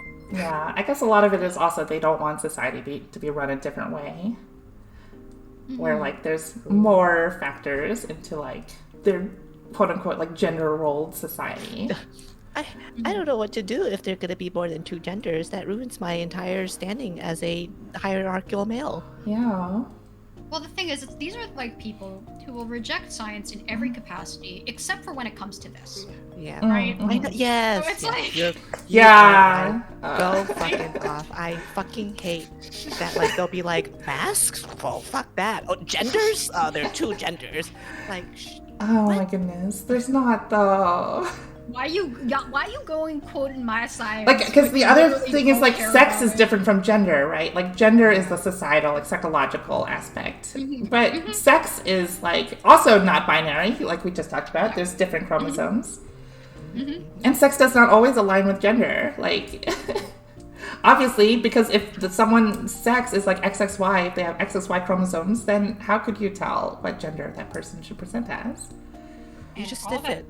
And at the end of the day, why the fuck do you care?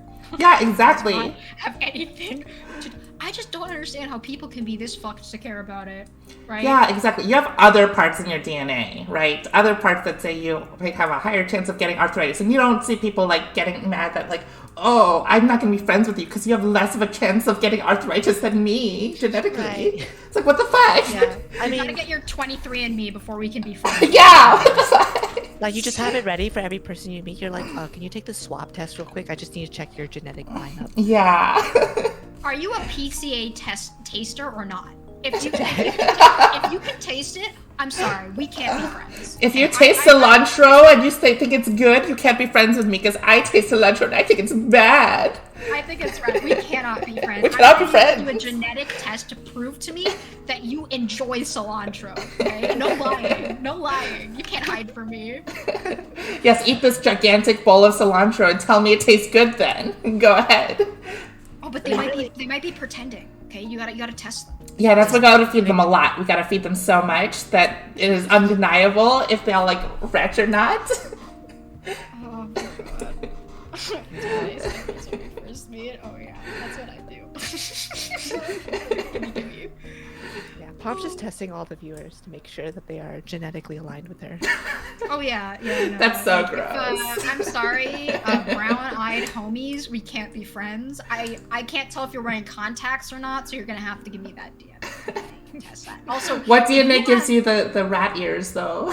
I'm not rat ears. If you have waxy liquidy cuticles. earwax- no, liquidy earwax, we can't be friends. Okay, you gotta have dry earwax.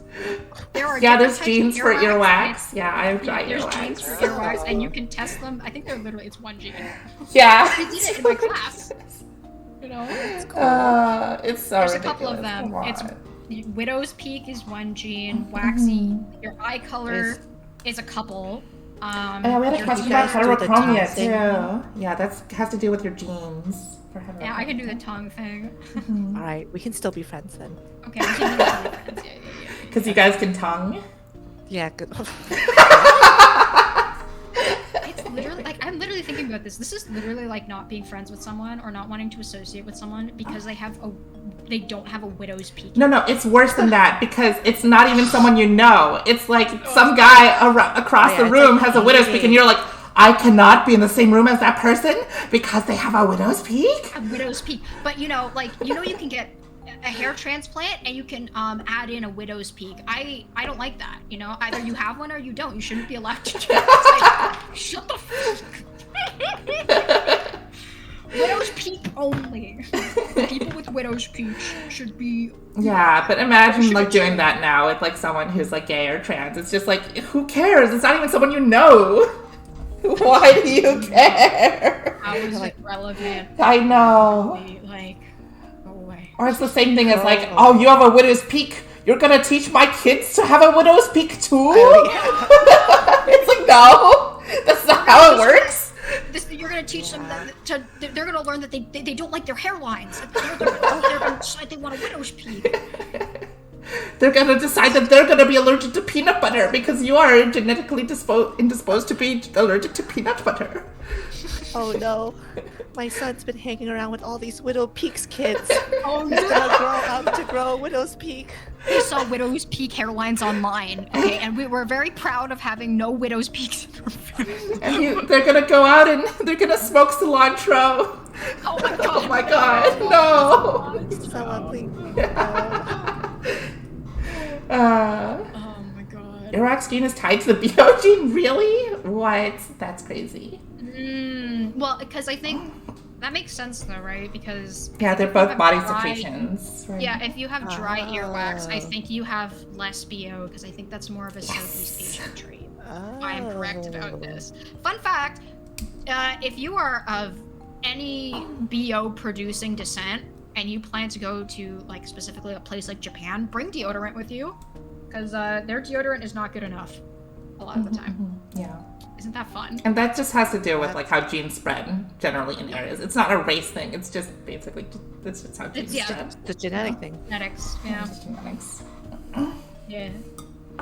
Because I think like other places in Southeast Asia it does not apply, so I think the thing to take away from this is you're valid. You're all valid. Don't judge people based on whether they like cilantro or not, or whether they like girls or guys or whatever. And don't use genetics as a scapegoat for your shit opinions. Yeah. Yeah, exactly. Don't use bad science. Use actual don't know. science to like prove you- it. Then. You can't sniff out their genetics. No.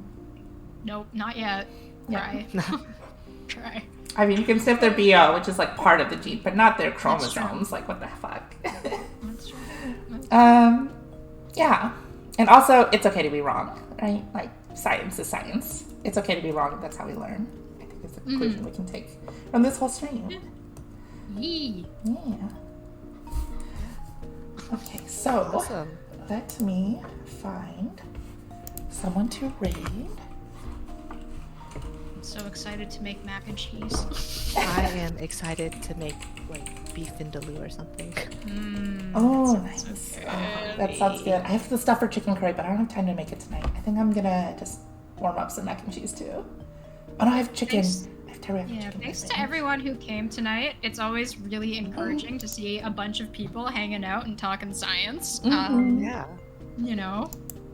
Gives us hope. Yeah. Yeah, and everyone who came from my chat, I really appreciate you being here Oh, and providing, thank you for the follow, giving super support. positive key. Yeah. Likewise. Oh, If yes. there are Go people check from my out chat. go check out my awesome friends, Palm and 4T. Oh, Yeah.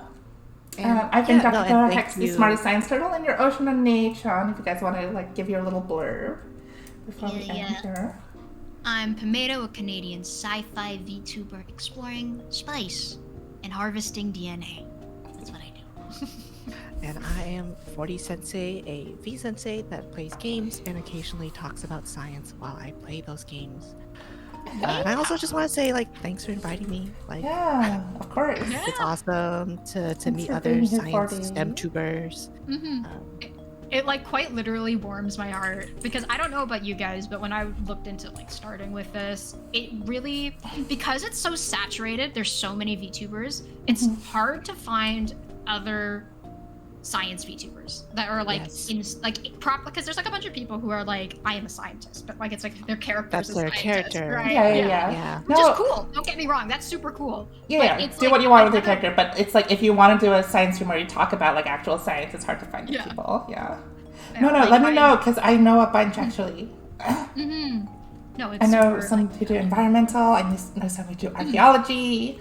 You just let me know. I like meeting more, like, Yeah. now that I am finding, I'm like out there in the spaces, I guess. Dan, don't harvest DNA. Did you learn nothing tonight? No. But I harvest DNA so I can learn about variation. That's the important part here, okay? It's all about Nice. variation, I mean, genetic it's also- variation. Like, DNA is for, like, healthcare stuff too, right? Like, so it's also important in that sense.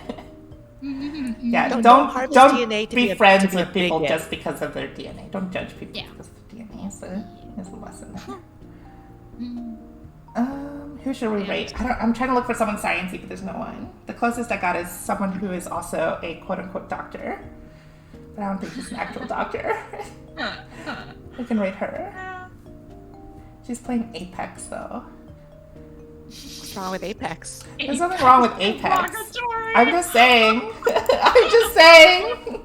I thought we just went on a whole like spiel about how. No, we I'm just saying other Apex people. is a very different from our current stream, so I don't know I how know, many I people know. want to stay. It's all. We can rate her. She's a VTuber sitting on mine. Be very nice to her. She's very sweet and cute. Miss Dr. OG with underscore. Oh, Always. thanks, Realm. That's so nice. Aw, thank you, Ral. Yeah. Yes, you can follow me on Twitter if you want stream updates. I'll probably be posting my schedule like tomorrow or Monday. We'll see. Do you guys have any other like announcements before we go? I mean, Oh.